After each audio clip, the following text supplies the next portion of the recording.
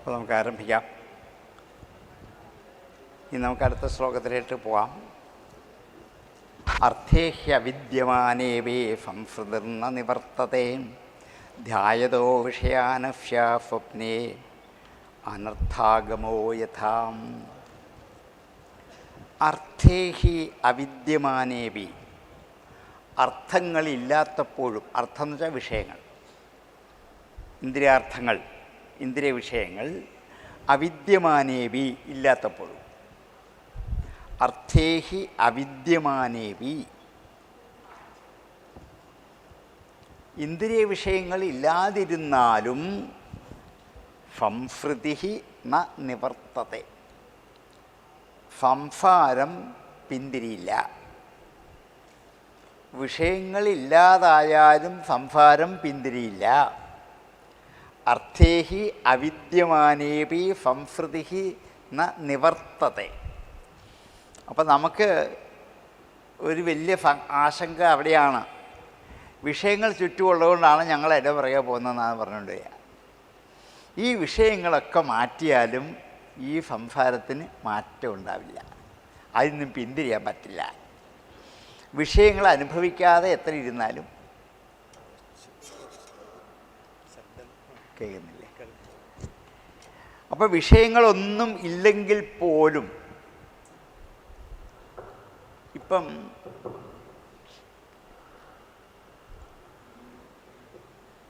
T V ഇല്ല, T V ഇല്ലാത്തത് കൊണ്ട് ഞാൻ ആ വിഷയത്തെ എന്ത് ചെയ്യാൻ പറ്റില്ല, അനുഭവിക്കാൻ പറ്റുന്നില്ല. അങ്ങനെ ടി വി ഇല്ലായ്മ കൊണ്ട് ഈ സംസാര ജീവിതം ഇല്ലാതാവുമോ? ഇല്ല.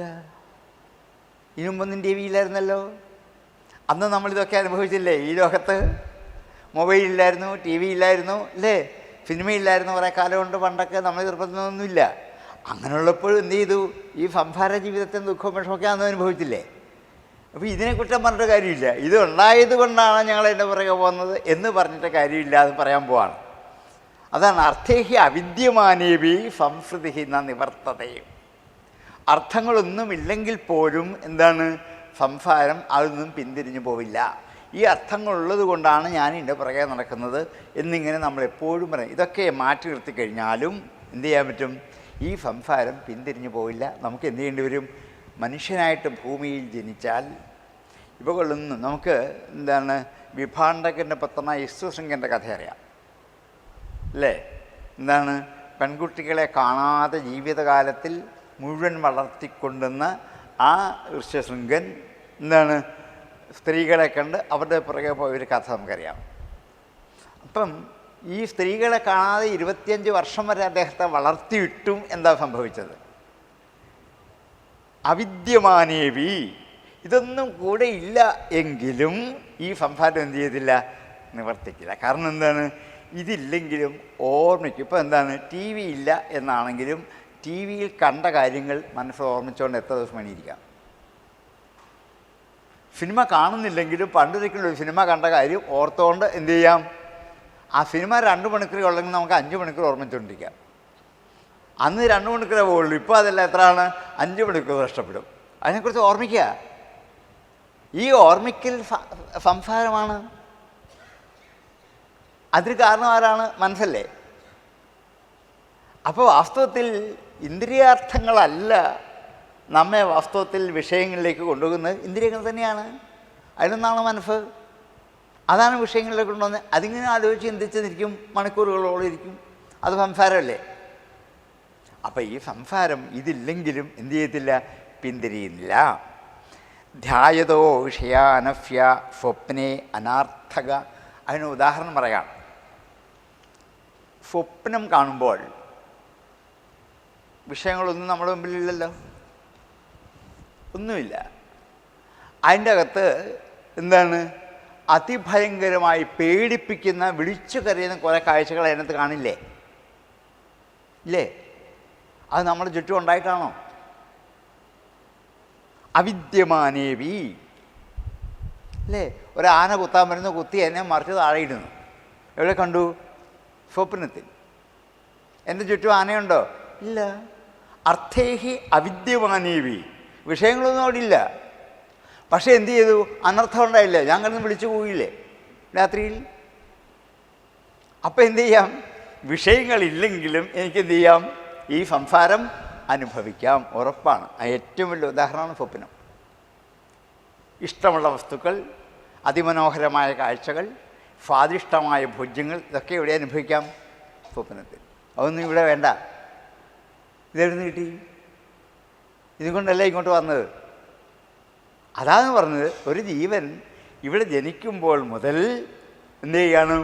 ഈ സംസാരം അവൻ്റെ കൂടെയുണ്ട്.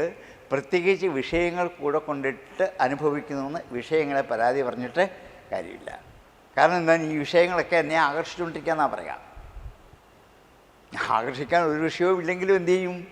നമ്മൾ ഇന്നത്തെ അകപ്പെടുക തന്നെ ചെയ്യും. അത് ജീവൻ്റെ സ്വഭാവമാണ്. ഇതെവിടെയുണ്ട്? കാരണശരീരത്തിലുണ്ട്. അതാരിലുണ്ട്? എന്നിട്ടുണ്ട്. അതുകൊണ്ടാണ് ഞാനിങ്ങനെ സഞ്ചരിച്ച് പോയിക്കൊണ്ടേ. എത്ര സിമ്പിളായിട്ട് പറഞ്ഞ് നമ്മളെ ബോധ്യപ്പെടുത്തി. സ്വപ്നെ അനർത്ഥാഗമോ യഥാ. സ്വപ്നത്തിൽ അനർത്ഥമുണ്ടാകുന്ന പോലെ. സ്വപ്നത്തിൽ അനർത്ഥം ഇഷ്ടം പോലെ ഉണ്ടാകും. പക്ഷേ എന്താണ്? ഉറങ്ങുന്നിടം വരെ ഇത് അല്ല, ഉണരുന്നിടം വരെ സത്യമാണ് അല്ലേ? ആന കുത്തി എന്നുള്ളത് ഉണരുന്നിടം വരെ സത്യമാണ്. ഉണർന്നു കഴിയുമ്പോൾ അറിയുന്നത് ആനയില്ല, ഒന്നുമില്ല, കുത്തിയിട്ടുമില്ല, ചോരയില്ല, ഒന്നുമില്ല, ഒരു കുഴപ്പമില്ല, ഞാൻ സുഖമായിട്ട് കിടക്കുന്ന ഉറങ്ങുകയാണെന്ന് അപ്പോഴല്ലേ അറിയത്തുള്ളൂ. അതുവരെ എന്തു ചെയ്യും? ഇത് അനുഭവിച്ചുകൊണ്ടിരിക്കില്ലേ? ഉണ്ട്. ഇതും സംസാരമല്ലേ?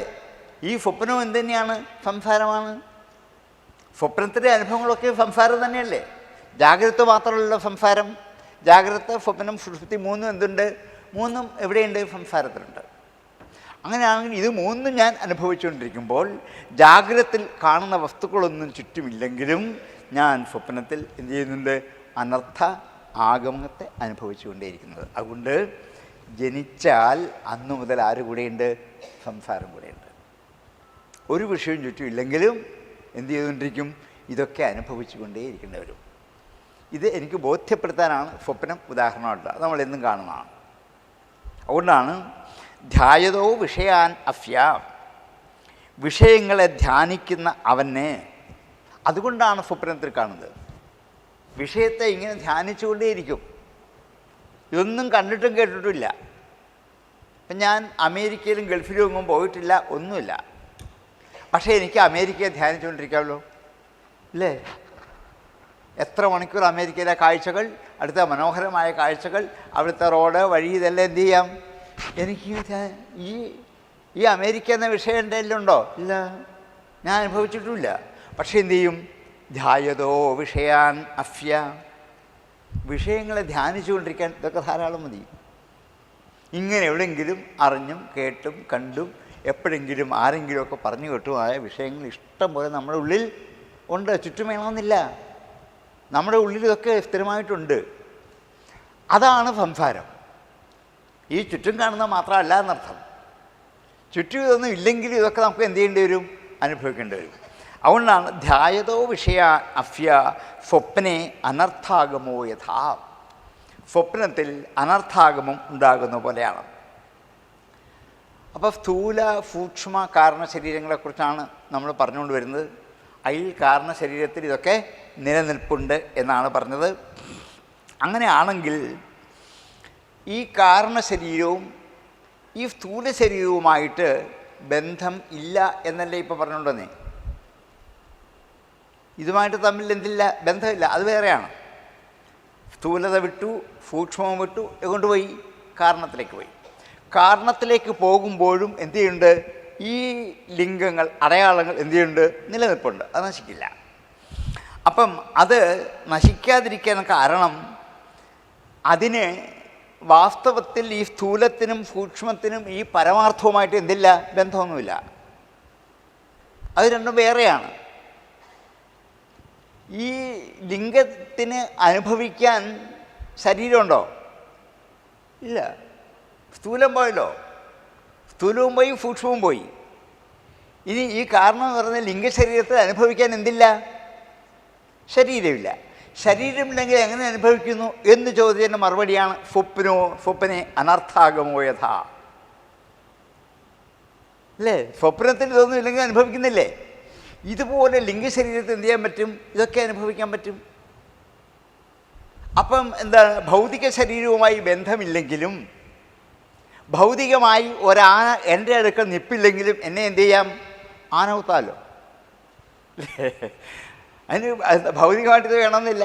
അതുപോലെ ഭൗതിക ശരീരവുമായി സംബന്ധമില്ലെങ്കിലും എന്താണ്, ഈ ജീവാത്മാവിന് ഇതൊക്കെ എന്ത് ചെയ്യാൻ പറ്റും? ലിംഗശരീരത്തിൽ കൂടി അനുഭവിക്കാൻ പറ്റും. ഇതിലുള്ളത് അതിലേക്ക് അധ്യാസം ചെയ്യുകയാണ്. അതിന് വേദാന്തം പറയുന്നൊരു വാക്ക് അധ്യാസം എന്നാണ്. ഈ വാക്ക് ഞാൻ പറഞ്ഞില്ലെന്നുള്ളൂ. പറഞ്ഞാൽ നിങ്ങൾക്കത് പിന്നെ മനസ്സിലാവാതെ വരുന്ന വാക്ക് ഉപയോഗിച്ചില്ലെന്ന് മാത്രം. ഈ എന്താണ്, ഇതൊന്നും ഇല്ലെങ്കിലും, സ്ഥൂലവും സൂക്ഷ്മവും ഇല്ലെങ്കിലും എന്ത് ചെയ്യുന്നു?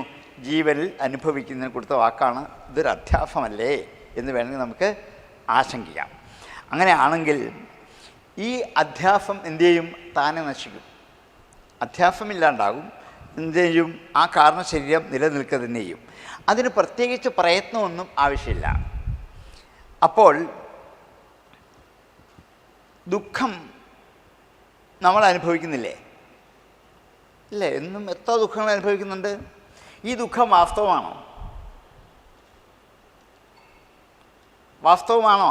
അനുഭവിക്കുന്ന അത്രയും സമയം എന്തായാലും തോന്നും വാസ്തവം. അനുഭവിച്ച് കഴിയുമ്പോഴോ അല്ല, അത് കളയില്ലേ? അങ്ങനെ ആണെങ്കിൽ അത് ശാശ്വതമാണോ? അല്ല. ദുഃഖം എന്തല്ല? ശാശ്വതമല്ല, സത്യവുമല്ല.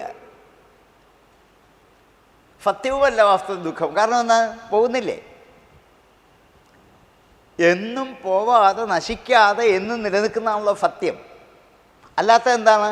അസത്തുകളാണ്. അപ്പോൾ ദുഃഖം വാസ്തവത്തിൽ എന്താണ്? അസത്താണ്. മുമ്പേ രജസ്തമസ്സുകൾ പറഞ്ഞതുപോലെയാണ്. സത്വം മാത്രമേ ഉള്ളൂ ചേർന്ന് നിൽക്കുന്നത്. അതുപോലെയാണ് ഇവിടെയും. വാസ്തവത്തിൽ സുഖമാണ് മനുഷ്യജീവിതത്തിൻ്റെ ഏറ്റവും ഈശ്വരനോട് ചേർന്ന് നിൽക്കുന്ന അവസ്ഥ. സുഖമാണ്. എല്ലാവരുടെയും ബേസ് അതാണ്. എല്ലാവരുടെയും ആഗ്രഹവും അതാണ്. പക്ഷെ അത് വിട്ട് ഇടയ്ക്കിടയ്ക്ക് എങ്ങോട്ട് പോകും? ദുഃഖത്തിലേക്ക്. തിരിച്ചെവിടെ വരും? സുഖത്തിലേക്ക് വരും. കാരണം സുഖമാണ് എന്തുള്ളത്? എന്നുമുള്ളത്. അത് അനശ്വരമാണ്. പക്ഷേ ദുഃഖം എന്തു ചെയ്യും? വന്ന് പൊക്കൊണ്ടേയിരിക്കും. അതുകൊണ്ട് ദുഃഖം എന്തല്ല?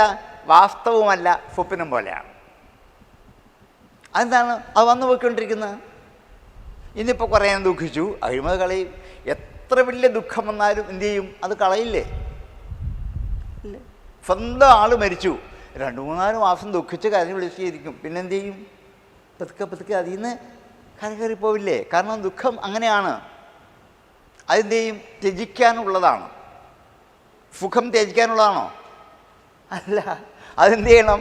എന്നും എൻ്റെ കൂടെ വേണം. എൻ്റെ കൂടെ എന്നും വേണ്ടാത്തത് എന്താണ്? ദുഃഖമാണ്. അതുകൊണ്ട് ഇങ്ങനെയുള്ള ഈ ദുഃഖം ഉണ്ടാകാൻ ആർക്കെങ്കിലും പ്രത്യേകിച്ച് പ്രാർത്ഥിക്കേണ്ട ആവശ്യമുണ്ടോ? ഇല്ലല്ലോ. അല്ലേ? പ്രത്യേകിച്ച് പ്രാർത്ഥിക്കാതെ ഉണ്ടായിക്കൊണ്ടിരിക്കുന്നതാണ് ആര്? ദുഃഖം. ദുഃഖം വേണമെന്ന് പ്രാർത്ഥിച്ച ഒറ്റ ഒരാളേ ഉള്ളൂ ഇവിടെ നമ്മുടെ ഇതിഹാസ പുരാണത്തിൽ. ആരാണ്? കുന്തിദേവി. അല്ലേ? ശ്രീകൃഷ്ണനോട് നേരിട്ട് ചോദിച്ചാണ് വിപദ സന്തു നശ്വൽ തത്ര തത്ര ജഗദ്ഗുരു. പോകുന്നതിന് മുമ്പ് എനിക്ക് ഇടയ്ക്കിടയ്ക്ക് ഒരു ആപത്ത് വരമായി തന്നിട്ട് പൊക്കോളൂ എന്ന് ചോദിച്ച ഒറ്റ ഒരാൾ കുന്തി മാത്രമേ ഉള്ളൂ. നമ്മളാരും ഭഗവാനെ കണ്ടാൽ ഇങ്ങനെ വരം ചോദിക്കുമോ? ഈശ്വര എനിക്കൊരു കുറച്ച് ആപത്ത് തരണേന്ന് ദീപാരാധനയ്ക്ക് 2 കൈയും കൂപ്പി എന്ന് ഭഗവാനോട് ഭഗവതിയോട് പ്രാർത്ഥിക്കുമോ? ആപത്ത് മാറ്റിത്തരണമെന്നല്ലേ പ്രാർത്ഥിക്കുള്ളൂ. കുന്തി ചോദിച്ചത് ഇപ്പതാ സന്തു നശ്വൽ. നമുക്ക് ഇപ്പം ഈ ലോകത്തിൽ ഇപ്പോൾ ഉള്ളത് അനുഭവിക്കാൻ പറ്റുന്ന ഈ ദുഃഖം മാത്രമേ ഉള്ളൂ. അതുകൊണ്ട് ഇപ്പം എനിക്ക് ദുഃഖമില്ല, സുഖമാണ്. പക്ഷേ കുറച്ച് ദുഃഖം തന്നിട്ട് പൊക്കോളൂ. അപ്പോൾ കൃഷ്ണൻ ചോദിച്ചു, ഇതൊരു അത്ഭുതമാണല്ലോ, എന്നെ കണ്ടാലും ഇതുവരെ ഇങ്ങനെ ചോദിച്ചിട്ടില്ല. അമ്മ എന്താ ഇങ്ങനെ ചോദിക്കുന്നത്? ഭവതോ ദർശനം യത് സ്യാത്. എന്നാൽ മാത്രമല്ല അങ്ങേ കാണാൻ പറ്റൂ. ആ ദുഃഖം വരുമ്പോഴേ ഈശ്വരനെ വിളിക്കുള്ളൂ. അതുകൊണ്ടാണ് നമുക്ക് ദുഃഖം തന്നത്. ദുഃഖമില്ലെങ്കിൽ ഈശ്വരനെ വിളിക്കുമോ? ഇല്ല. സഹിക്കാനാകാത്ത വിഷമം വരുമ്പോൾ എന്ത് ചെയ്യണം? ഈശ്വരനെ വേണം, ഭാഗവതം വേണം, അമ്പലത്തിൽ പോകണം, വ്രതം വേണം എന്നൊക്കെ ചെയ്യും. ഇതൊക്കെ ദുഃഖം പരിഹരിക്കാനല്ലേ. ദുഃഖമൊന്നും ഇല്ലായിരുന്നെങ്കിലോ ഇതൊന്നും പോവില്ല. അതുകൊണ്ടാണ് കുന്തി ചോദിച്ചത്, ഇടയ്ക്കിടയ്ക്ക് ദുഃഖം തന്നിട്ട് പൊക്കോളൂ, ഞങ്ങൾ അങ്ങേ വിളിച്ചോളാം. അതുകൊണ്ട് ഈ ദുഃഖം വാസ്തവത്തിൽ എന്തല്ല? ശാശ്വതമല്ല, അസത്താണ്, ഇല്ലാത്തതാണ്. അതിനുവേണ്ടി ആരും പ്രത്യേകിച്ച് പ്രാർത്ഥിക്കാറില്ല. എനിക്ക് ദുഃഖം കിട്ടണേ എന്ന് പ്രാർത്ഥിക്കാറില്ല, സുഖം കിട്ടണേ എന്ന് പ്രാർത്ഥിക്കാറുള്ളൂ. അതുകൊണ്ട് അത് എന്താണ്, സ്വതേ തന്നെ ഇല്ലാത്തതാണ്. അതുകൊണ്ടാണ് അതിനുവേണ്ടി പ്രാർത്ഥിക്കാത്തത്. എന്താ ഇല്ലാത്തത്? ദുഃഖം. അത് സ്വതവേ ഇല്ലാത്തതാണ്. ഇല്ലാത്ത ഒന്നിനു വേണ്ടി പ്രാർത്ഥിക്കേണ്ട ആവശ്യമുണ്ടോ? ഉള്ളതല്ലേ നമുക്ക് വേണ്ടത്. ഉള്ളതെന്താണ്? സുഖം. അതുകൊണ്ടാണ് നമ്മളൊക്കെ എന്തിനു വേണ്ടി പ്രാർത്ഥിക്കുന്നത്?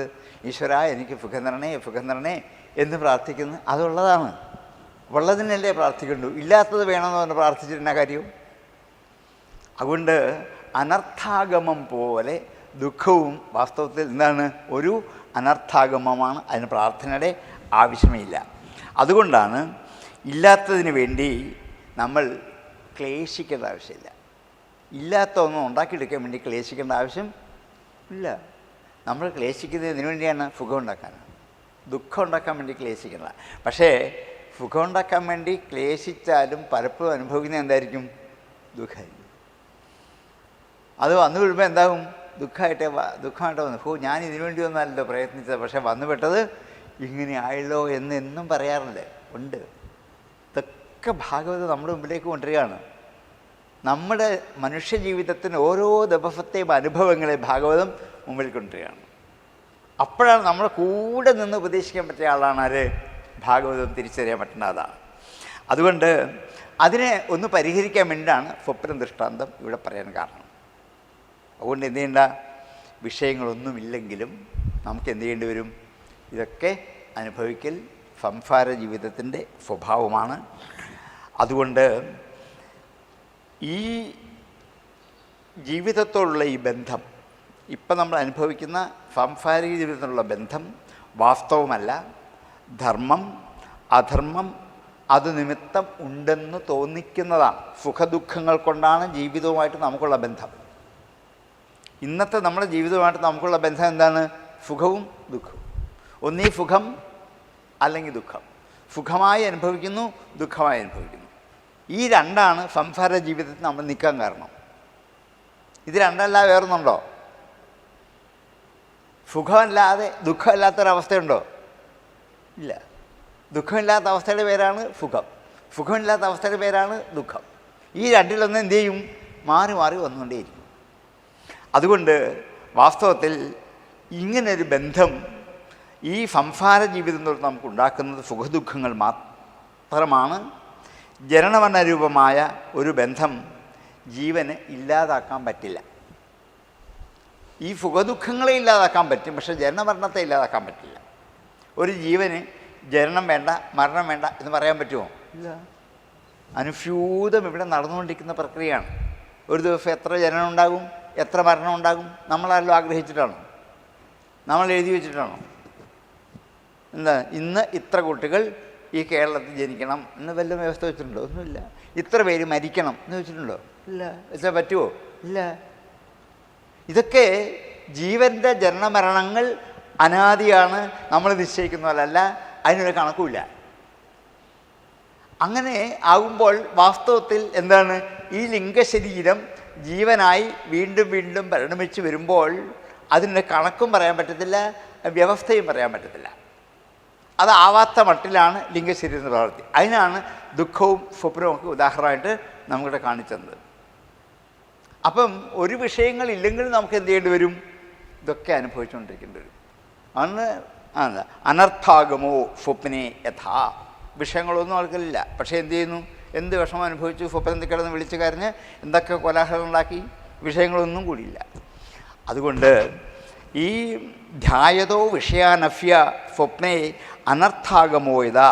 അതുകൊണ്ട് സ്വപ്നത്തിൽ എൻ്റെ കഴുത്ത് മുറിച്ചിട്ടാൽ സ്വപ്നം കാണാറില്ലേ? അല്ലേ? എൻ്റെ കഴുത്ത് എന്ത് ചെയ്തു? മുറിച്ച് താഴെ ഇട്ടുന്നു. സ്വപ്നത്തിൽ കാണും. അനർത്ഥ ആഗമമാണ്. പക്ഷേ അത് ഈ അവസ്ഥയിലിരിക്കുന്ന സമയത്തിൽ അനുഭവപ്പെടും. ഏത്? സ്വപ്നാവസ്ഥയിൽ. അയ്യോ, എനിക്ക് ഞാൻ കഴുത്തില്ലാതെ എന്നാൽ കഴുത്ത് വേർപെട്ട് ഞാൻ ഇരിക്കുന്നു. സ്വപ്നത്തിൽ ഞാൻ തന്നെ കാണുന്നുണ്ട്. ഉണർന്ന് കഴിയുമ്പോൾ എൻ്റെ കഴുത്തിനൊരു കുഴപ്പമില്ല, ഞാൻ അവിടെ തന്നെ ഉണ്ട്. അതുകൊണ്ട് വാസ്തവമല്ല എന്നുള്ള ബോധം ജാഗ്രത അവസ്ഥയിൽ മാത്രമേ അനുഭവിക്കാൻ പറ്റുള്ളൂ. സ്വപ്നത്തിൽ അനുഭവിക്കാൻ പറ്റില്ല. ജാഗ്രതത്തിൽ ഇത് വാസ്തവമല്ല എന്ന് അതുവരെ അതുപോലെയാണ് അധ്യാസത്തിന് മുമ്പ് പറഞ്ഞ അധ്യാസത്തിന് കാരണമായ ആത്മജ്ഞാനം അഭ്യസിക്കുമ്പോൾ മാത്രമേ ഇത് സത്യമല്ലെന്ന് അറിയത്തുള്ളൂ. മുമ്പ് കണ്ട ഈ കാരണശരീരത്തിന് ലിംഗശരീരത്തെ അധ്യാസം കൊണ്ടാണ് കൽപ്പിച്ചത് നമ്മൾ പറഞ്ഞു. അപ്പം ഈ അധ്യാസം എപ്പോഴാണോ നശിക്കേണ്ടത്? ആത്മജ്ഞാനം കൊണ്ട്. ഈ ആത്മജ്ഞാനം ഉണ്ടാകുമ്പോഴേ ലിംഗശരീരത്തെക്കുറിച്ചുള്ള അവബോധം ശരിക്കും ഉറക്കുകയുള്ളൂ. അതില്ലാത്തത് കൊണ്ടാണ് ലിംഗശരീരത്തെ മനസ്സിലാക്കാൻ പറ്റാത്തത്. സ്വപ്നം സത്യമല്ലെന്നറിയണമെങ്കിൽ എന്ത് ചെയ്യണം? ഉണരണം. ഉണരുക എന്ന് വെച്ചാൽ എന്താ അർത്ഥം? ജാഗ്രതയിലേക്ക് വരിക. ആത്മബോധം കൊണ്ട് ഉണർന്നാൽ മാത്രമേ ഈ അധ്യാസം മാറ്റിയിട്ട് ജീവൻ്റെ ഗതി ശരിക്കും നമുക്ക് തിരിച്ചറിയാൻ പറ്റുള്ളൂ. അല്ലാത്തെങ്കിൽ ഇതറിയില്ല. സ്വപ്നം കണ്ടുകൊണ്ടിരിക്കും, അത്രേ ഉള്ളൂ. ഇപ്പോൾ കാണുന്നൊരു വലിയ സ്വപ്നമാണ്. 50, 60, 70, 80, 90 വർഷം കാണുന്ന ഒരു സ്വപ്നമാണ് ഇപ്പോൾ ഈ ജീവിതം. രാത്രി ചിലപ്പോൾ 1-2 മണിക്കൂറേ കാണുള്ളൂ. ഇപ്പോൾ അതല്ല, കണ്ടുകൊണ്ടിരിക്കുകയാണ്. ഇന്ന് സത്യമാണോ? അല്ല. കണ്ടുകൊണ്ടിരിക്കുമ്പോൾ എന്താണ്? സത്യമാണ്. ഉണർന്ന് കഴിയുമ്പോൾ എന്ത് ചെയ്യും? ഇതൊക്കെ സത്യമാണെന്ന് പറയും. നീണ്ടൊരു സ്വപ്നം കാണുകയാണ് ഇപ്പം നമ്മൾ. ഇതൊന്നും വാസ്തവത്തിൽ എന്തല്ല? വാസ്തവമല്ല. ഈ അവബോധം ഉണ്ടാകണമെങ്കിൽ എന്ത് ചെയ്യണം? യഥാർത്ഥമായ ആത്മബോധം ഉണ്ടാവണം. ആത്മബോധം ഉണ്ടാകുമ്പോൾ ഇവിടെ ഇരുന്നു കൊണ്ട് തന്നെ അറിയാൻ പറ്റും ഇത് വെറുതെയാണ്. അങ്ങനെ അറിഞ്ഞ ഋഷിമാരാണ് നമ്മളോട് പറഞ്ഞത്. അതുകൊണ്ട് ഇവിടെ ഇരിക്കേണ്ടെന്നില്ല, ഇത് വേണ്ടെന്നില്ല. പക്ഷേ എന്ത് ചെയ്യണം? അനുഭവിക്കുമ്പോൾ ഇത് സത്യമല്ല എന്ന് അറിഞ്ഞുകൊണ്ട് അനുഭവിച്ചോളൂ, ഒരു കുഴപ്പമില്ല. ഈ പ്രപഞ്ചത്തിൽ ഇപ്പം ചുറ്റും കാണുന്ന ഓരോന്ന് അനുഭവിക്കുമ്പോഴും ഇതെന്തല്ല? സത്യമല്ല. ഭക്ഷണം കഴിക്കുമ്പോൾ ഇതാണ് ഏറ്റവും വലുതെന്ന് വിചാരിച്ച് കഴിക്കരുത്. പിന്നെന്താണ്? അത്യാവശ്യം വിശപ്പ് മാറാൻ, ജീവൻ നിലനിൽക്കാൻ ഇത്തിരി ഭക്ഷണം കഴിച്ചു, അത്ര മാത്രമേ ഉള്ളൂ. ഇതാണ് ഏറ്റവും. ഇനി ഇതിൻ്റെ അപ്പുറത്തൊന്നും ജീവിതത്തിൽ സുഖം കിട്ടാനില്ല എന്നല്ല വിചാരിക്കേണ്ടത്. ഭക്ഷണം കഴിക്കുമ്പോൾ, നല്ല കാഴ്ച കാണുമ്പോൾ, നല്ലത് കേൾക്കുമ്പോൾ ഒക്കെ ഇതൊക്കെ കണ്ടോളൂ, കേട്ടോളൂ, കഴിച്ചോളൂ. പക്ഷേ ഇതെന്താണ്? ഇത് നശ്വരമാണ്, ഇതല്ല ശരി, ഇതൊരു സ്വപ്നം പോലെയാണ് എന്നൊരു തിരിച്ചറിവ് ഉണ്ടാകണമെങ്കിൽ ആത്മബോധത്തോടെ ജീവിക്കാൻ പറ്റണം. ആത്മബോധത്തോടെ ഇവിടെ ജീവിച്ചാൽ ഇതൊക്കെ അനുഭവിച്ചുകൊണ്ട് തന്നെ ഭക്ഷണം കഴിക്കാതെ ഒരു ഋഷിക്ക് കൂടെ ജീവിക്കാൻ പറ്റില്ല. കഴിച്ചോളൂ. പക്ഷെ നമ്മളെപ്പോൾ ഋഷി കഴിക്കില്ല. എന്തെങ്കിലും കിട്ടിയാൽ എപ്പോഴെങ്കിലും വിശപ്പടക്കാൻ വേണ്ടി നമ്മളെന്ത് ചെയ്യും? നല്ല ഭക്ഷണത്തിന് വേണ്ടി ഇങ്ങനെ പോവുകയല്ലേ അല്ലേ? ഇന്ന ഹോട്ടലിൽ ഏറ്റവും നല്ല ഭക്ഷണമാണെന്ന് കഴിഞ്ഞ ദിവസം കഴിച്ചിട്ടൊന്ന് ഒരാൾ പറഞ്ഞെങ്കിൽ പിറ്റേ ദിവസം കാറെടുത്ത് എന്ത് ചെയ്യും? അവിടെ പോകും. എന്തിനാണ്? ആ ഭക്ഷണം കഴിക്കാൻ. എത്ര നേരത്തേക്കാണ്? അരമണിക്കൂർ നേരത്തേക്ക്, ഒരു സ്വാധീനം, അത്രേ ഉള്ളൂ. കഴിയുമ്പോൾ കഴിഞ്ഞു. ഇതാണ് ഈ സ്വപ്നെ അനർത്ഥാഗമോ യഥ എന്ന് നമ്മൾ പറഞ്ഞത് വാസ്തവം. അപ്പോൾ ഇതില്ലാതാവണേ എന്ത് ചെയ്യണം? ആത്മബോധം ഉണ്ടാവണം. ഈ ആത്മബോധം ഉണ്ടായാൽ ഉണ്ടായിക്കൊണ്ട് ഇതൊക്കെ അനുഭവിച്ചോളൂ, ഒരു കുഴപ്പമില്ല. ജാഗ്രതത്തിൽ മനസ്സിലാകും ഈ കണ്ടതൊക്കെ സ്വപ്നമാണ്, വെറുതെ അല്ല എന്ന്. അതുകൊണ്ട് എന്ത് ചെയ്യണം? ഈ ആത്മജ്ഞാനത്തിന് അധ്യാസത്തിന് കാരണമായ അജ്ഞാനത്തെ നശിപ്പിച്ചിട്ട് ആത്മജ്ഞാനം നേടിയെടുത്താൽ ഭക്തിജ്ഞാന വൈരാഗ്യങ്ങളെ അഭ്യസിക്കാനുള്ള ഒരു പരിശ്രമമാണ് ജീവന് സംസാരത്തിൽ വേണ്ടത്. ഒരു ജീവന് സംസാരത്തിൽ വേണ്ട അഭ്യാസം എന്താണ്? ഈ ആത്മജ്ഞാനത്തിലേക്ക് കടന്ന് ഇതൊന്നുമല്ല സത്യം എന്നൊരു തിരിച്ചറിവാണ്. അതിന് അഭ്യാസം തന്നെ വേണം. അഭ്യാസം എന്ന വാക്കിൻ്റെ അർത്ഥം നിരന്തര ആവൃത്തി അഭ്യാസം എന്നാണ്. നിരന്തരമായ ആവൃത്തി വേണം. 50 പ്രാവശ്യം ഭാഗവതം വായിച്ചു പോരാ, ആയില്ല, ആവർത്തിക്കണം. ഇതാണ് അഭ്യാസം. നിരന്തരമായും ആവർത്തിച്ചു കൊണ്ടേയിരിക്കണം, നിർത്തരുത്. ഇതിപ്പോൾ ഞാൻ കുറേ കാലമായി ഇതിനെ ചെയ്യുന്നു എന്നിട്ട് കാര്യമില്ല. അത് ജീവൻ്റെ സ്വഭാവമാണ്. ജീവന് ഇത് നേടണമെങ്കിൽ ഈ അഭ്യാസം അനിവാര്യമാണ്. ഈ അഭ്യാസത്തിലേക്ക് എത്തിച്ചേർന്നാൽ മാത്രമേ സംസാരത്തിനും മുക്തി കിട്ടുകയുള്ളൂ. അതിനാൽ അപ്രകാരമുള്ള ഒരു അഭ്യാസമാണ് മനുഷ്യജീവിതം നടത്തേണ്ടത്. ബാക്കിയൊക്കെ അനുഭവിക്കാം. പക്ഷേ എന്ത് ചെയ്യണം? ആത്മജ്ഞാനത്തിന് വേണ്ടിയുള്ള അഭ്യാസം ഒരിക്കലും നിർത്തരുത്. അത് നിർത്തിയാൽ സ്വപ്നെ അനർത്ഥാഗമം ഉണ്ടായിക്കൊണ്ടേയിരിക്കും. അതിൻ്റെ പുറകെ പാഞ്ഞു പോവുകയും ചെയ്യും. ഇതാണ് സത്യം എന്ന് വിചാരിച്ച് പോകും. കുറേ ചെല്ലുമ്പോൾ മനസ്സിലാകും ഇതല്ല, വേറെ തന്നെ പുറകും. കുറച്ച് കഴിയുമ്പോൾ അതുമല്ല. ഇങ്ങനെ നമ്മളെന്ത് ചെയ്യുകയാണ്? പാഞ്ഞു നടക്കുകയാണ് അവിടെ ഇവിടേക്ക്. അവിടെ നിന്ന് കിട്ടുമോ, ഇവിടുന്ന് കിട്ടുമോ എന്ന്. എങ്ങും വായണ്ട, ഒരിടത്തിരുന്നാൽ മതി. എന്തു ചെയ്യും? ഈ ആത്മബോധത്തോടു കൂടിയാണെങ്കിൽ വേണ്ട അറിവ് തന്നെ കിട്ടും. ഈ അറിവാണ് വേണ്ടത്. അതില്ലാത്തത് കൊണ്ടാണ് ഇപ്പോൾ ഇങ്ങനെ പാഞ്ഞു നടക്കുന്നത് എന്ന് ഈ സ്വപ്ന ദൃഷ്ടാന്തത്തെ കാണിച്ചുകൊണ്ട് അനർത്ഥാഗമം സ്വപ്നത്തിൽ അനുഭവിക്കുന്ന പോലെയാണ് ഈ സംസാര വിഷയങ്ങളൊന്നും കൂടെ ഇല്ലെങ്കിലും എന്തു ചെയ്യും, അനുഭവിക്കുന്നില്ലേ? അതിന് ഉദാഹരണം പറഞ്ഞതാണ്. ഏവം പഞ്ചവിധം ലിംഗം ഷോഡശവിസ്തൃതം ഏഷചേതനയാ യുക്തോ ജീവൈത്യഭിധീയതേ. അപ്പോൾ ഈ ജീവൻ്റെ ശരിയായ സ്വഭാവം എന്താ? ഈ സൂക്ഷ്മമുണ്ട്, സ്ഥൂലമുണ്ട്, കാരണമുണ്ട്. സ്ഥൂലവും സൂക്ഷ്മവും സത്യമല്ല, കാരണത്തിലാണ് എന്ത് ചെയ്യുന്നത്? വാസനാരൂപത്തിൽ പറ്റിച്ചേർന്നിരിക്കുന്നത്. ഇതില്ലാതെ ഒരു ജീവൻ ഇല്ലേ? ഈ മൂന്നുമില്ലാത്ത ഒരു ജീവൻ ഉണ്ടോ? ജീവൻ്റെ ശരിയായ സത്യം എന്താണ്? ഒരു ജീവൻ ഈ ഭൂമിയിൽ ഉണ്ടായെന്ന് പറഞ്ഞപ്പോൾ എന്തൊക്കെ കൊണ്ടാണ് ഇങ്ങോട്ട് വന്നത്? അതിലെന്തുണ്ടായിരുന്നു? എന്ത് ഘടകങ്ങൾ ജീവനിലുണ്ടായിരുന്നു? ആധുനിക ശാസ്ത്രത്തിൻ്റെ എത്ര മൈക്രോസ്കോപ്പ് വെച്ച് തപ്പി നോക്കിയാലും എന്ത് ചെയ്യാൻ പറ്റത്തില്ല. ഒരു ജീവൻ ജനിക്കുമ്പോൾ ആവിർഭവിക്കുമ്പോൾ എന്തൊക്കെ ഘടകങ്ങൾ അതിനകത്ത് ഉണ്ടായിരുന്നു എന്ന് ഋഷി വ്യക്തമാക്കി പറഞ്ഞു. പഞ്ചവിധം ലിംഗം അതെന്ത ത്രിവൃത് ഷോഡശവിസ്തൃതം, 5 രൂപത്തിലിരിക്കുന്നതാണ് പഞ്ചവിധം ലിംഗം. 5 രൂപത്തിലിരിക്കുന്നത് അത് 3ആയിട്ട് വേർപിരിഞ്ഞാണ്. അത് ത്രിവൃത്ത് 3ആയിട്ട് വേർപിരിഞ്ഞ് ഷോഡശ വിസ്തൃതം 16ആയിട്ട് വിസ്തരിച്ചു പോകും. ഷോഡശ വിസ്തൃതം 16ആയിട്ട് വിസ്തരിക്കുന്നു. 5 ഭാവത്തോട് കൂടി ചേർന്ന ഈ ജീവൻ, അതാണ് ഇതുവരെ നമ്മൾ പറഞ്ഞുകൊണ്ടുവന്നേ. ബുദ്ധി, ഇന്ദ്രിയം, മനസ്സ്, ഗുണസമൂഹങ്ങൾ എന്ന് പറഞ്ഞ 5 എണ്ണം. അത് എന്താണ്? 3 അവസ്ഥകളിലാണ് ഇത് നിലനിൽക്കുന്നത്. ഈ 3 അവസ്ഥയെയും 16 ഭാവങ്ങളിലൂടെ വിസ്തരിച്ചിട്ടാണ് ഒരു ജീവൻ എന്ത് ചെയ്യുന്നത്? ഈ പ്രപഞ്ചത്തിൽ ആവിർഭവിച്ച് നിലനിൽക്കുന്നത് എന്ന്. സത്വം, രജസ്, തമസ്, ഇതാണ് അവിടെ ത്രിവൃത്ത്. ആ 3 ഗുണങ്ങളിൽ നിന്നും 5 വിഷയങ്ങളുണ്ടാകും. ശബ്ദം, സ്പർശം, രൂപം, രസം, ഗന്ധം എന്ന് 5 വിഷയങ്ങൾ. ശബ്ദം നമുക്കറിയാം, രൂപം നമുക്കറിയാം, 5 ഇന്ദ്രിയങ്ങളുടെ വിഷയങ്ങളാണ്. ശബ്ദം ചെവിക്ക് വിഷയമാണ്, രൂപം കണ്ണിന് വിഷയമാണ്, സ്പർശം ത്വക്കിന് വിഷയമാണ്, രസം നാവിന് വിഷയമാണ്, ഗന്ധം മൂക്കിന് വിഷയമാണ്. 5 ഇന്ദ്രിയങ്ങളുടെയും സൂക്ഷ്മാംശങ്ങളായ വിഷയങ്ങൾ ഈ 5 എണ്ണമാണ്. ഈ 5 വിഷയങ്ങളാണ് ആദ്യം ഉണ്ടായത്. ഇത് 5ഉമാണ് ആദ്യം ഉണ്ടായത്. അതിൽ നിന്നുമാണ് പിന്നെ ഇന്ദ്രിയങ്ങളിലേക്ക് വരുന്നത്. അത് എന്താണ്? ഈ മൂന്നാം സ്കന്ധത്തിൽ മൈത്രേയൻ്റെ സംവാദത്തിൽ വിസ്തരിച്ച അധ്യായങ്ങളിലൂടെ നീട്ടിപ്പരത്തി പറഞ്ഞു വയ്ക്കുന്ന സൃഷ്ടി പ്രക്രിയയിൽ വരുന്നതാണ് ഈ വിഷയങ്ങളൊക്കെ. അത് നമുക്ക് എത്ര വായിച്ചാലും മനസ്സിലാകാത്തൊരു വിഷയമാണ്. പക്ഷെ അത് ചുരുക്കി നമുക്ക് പ്രതിപാദിക്കുമ്പോൾ മാത്രമേ നമുക്കത് മനസ്സിലാക്കാൻ പറ്റുള്ളൂ. അങ്ങനെ അതിൻ്റെ അകത്ത് പറയുന്നുണ്ട്.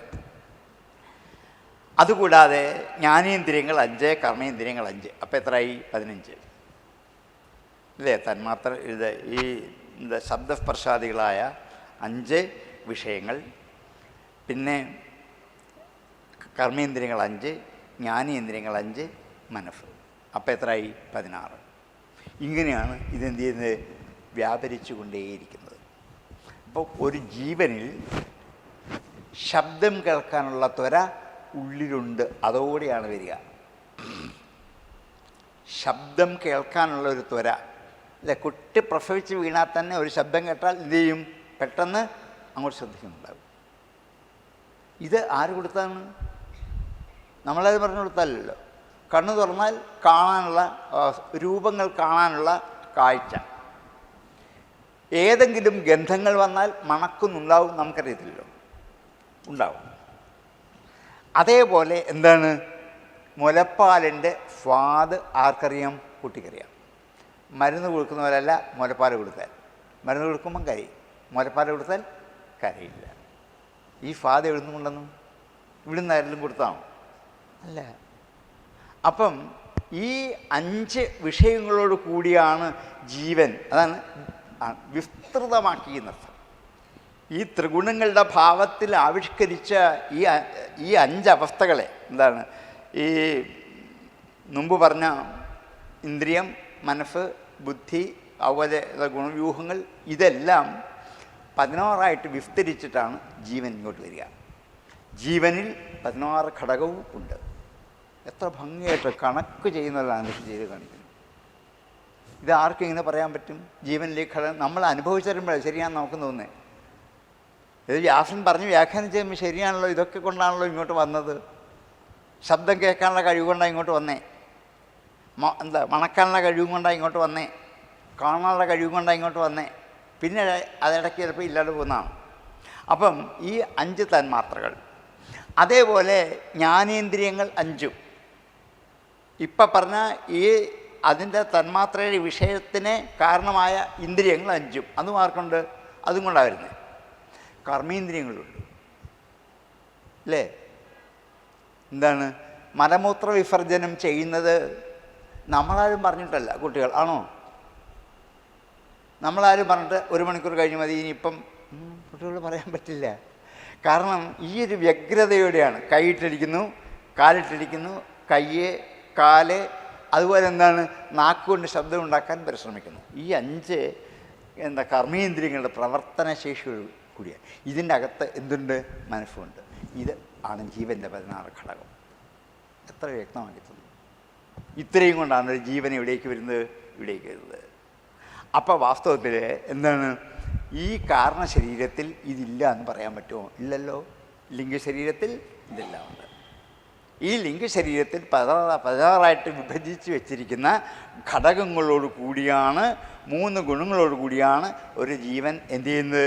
പ്രപഞ്ചത്തിൽ ആവിഷ്കരിക്കുന്നത്.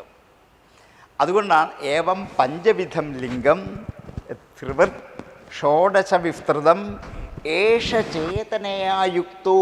ഈ 16 ചേതനയോട് കൂടിച്ചേരുന്നു, ജീവനോട് കൂടിച്ചേരുന്നു. യുക്തോ ജീവ ഇത്യഭിധീയതേ. ഇതിനെയാണ് ജീവൻ എന്ന് വിളിക്കുന്നത്. ജീവന് നിർവചനം പറയുകയാണ്. ആർക്ക് പറ്റും? എന്താണ് ജീവൻ എന്ന് ചോദിച്ചാൽ ആർക്കും പറയാൻ പറ്റില്ല. ഇന്നത്തെ ആൾക്കാർ ശോഭിക്കുന്നു. എന്താണ് ഇതൊക്കെ പറഞ്ഞു പോവുകയുള്ളൂ. ഋഷി 16 ഘടകങ്ങൾ കൂടിച്ചേരുന്നതാണ് ജീവൻ. ഏഷ യുക്തോ ജീവ ഇതി അഭിധീയതേ. ഇതിനെയാണ് ജീവൻ എന്ന് അഭിധീയതയെ വിളിക്കുന്നത്. എന്താണ്? ഏഷ ഇവകൾ എന്ത് ചെയ്യണം? ചേതനയായുക്തോ, ചേതനയോട് കൂടി ചേരണം. അപ്പം ഇതൊക്കെ ഇവിടെ ഉള്ളതാ. ഈ പറഞ്ഞ 16 ഇവിടെ ഉള്ളതാണ്. അത് ഒരു ചേതനയോട് കൂടി ചേരുമ്പോൾ എന്തായി? ജീവനായിത്തീരുന്നു. അങ്ങനെയാണ് ഒരു ജീവൻ. അതുകൊണ്ട് ആ ജീവനിൽ ഈ 16 പോകുമ്പോഴുണ്ട്. ഇവിടുന്ന് ജീവൻ പോകുമ്പോഴും അല്ലേ? ജീവൻ പോയി എന്നല്ലേ പറയുന്നത്?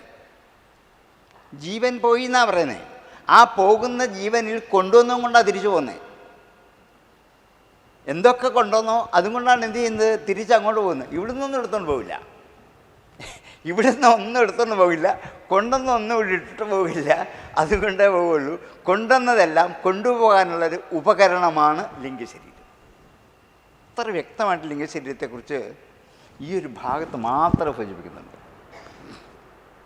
അതാണ് ഈ ലിംഗശരീരത്തെക്കുള്ള ചോദ്യത്തിൻ്റെ മറുപടിയായിട്ട് വരുന്നത്. ഇതറിയുമ്പോഴാണ് നമുക്ക് എന്താണ് ലിംഗശരീരം, അതിൻ്റെ പ്രവൃത്തിബദ്ധം എന്താണ്, ജീവൻ അതിലുള്ള അധ്യാസം എന്താണ്, ബന്ധം എന്താണ്, ആരോപം എന്താണ്, സുഖദുഃഖങ്ങൾ എന്താണ്, മനസ്സെന്താണ്, സ്വപ്നം എന്താണ്, ഇതൊക്കെ അറിയാൻ ഈ ലിംഗശരീരത്തെക്കുറിച്ച് പഠിക്കുമ്പോൾ മാത്രമാണ് കിട്ടുക.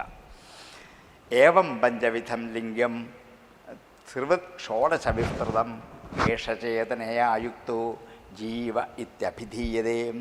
അതിനെയാണ് ജീവൻ എന്ന് വ്യവഹരിക്കുന്നത്.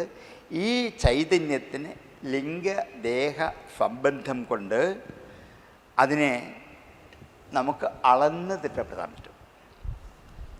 മനസ്സിന് അളക്കാൻ പറ്റുമോ? എന്തെങ്കിലും ഉപകരണം വെച്ച മനസ്സിനെ ഒന്നും അളന്നില്ല. പക്ഷേ എന്താണ്, ഒരു ജീവനിൽ വന്നാൽ അതിനെ എന്ത് ചെയ്യാം? ആക്കാം. അതിനെ നമുക്ക് ഏകദേശം പറ്റുള്ളൂ, മുഴുവനാകില്ല. ഈ ജീവനിൽ ആരുണ്ട്? മനസ്സുണ്ട്. അപ്പം ഈ വലിയ അരൂപമായ അപ്രമേയമായ ആ മനസ്സിനെ എന്ത് ചെയ്തു? ജീവനിൽ കൂടിയാണ് ആവിഷ്കരിച്ചത്. അതുപോലെയാണ് ജ്ഞാനേന്ദ്രിയങ്ങളും കർമ്മേന്ദ്രിയങ്ങളും എന്താണ് 5 വിഷയങ്ങളും. അതുകൊണ്ടാണ് ലിംഗദേഹ സംബന്ധം കൊണ്ടാണ് അപരിച്ഛിന്നമായ ഈ 16 ഘടകങ്ങളെ പരിച്ഛിന്നമാക്കി മാറ്റത്, ഒരു ജീവനിലേക്ക് സംക്രമിപ്പിച്ചത്.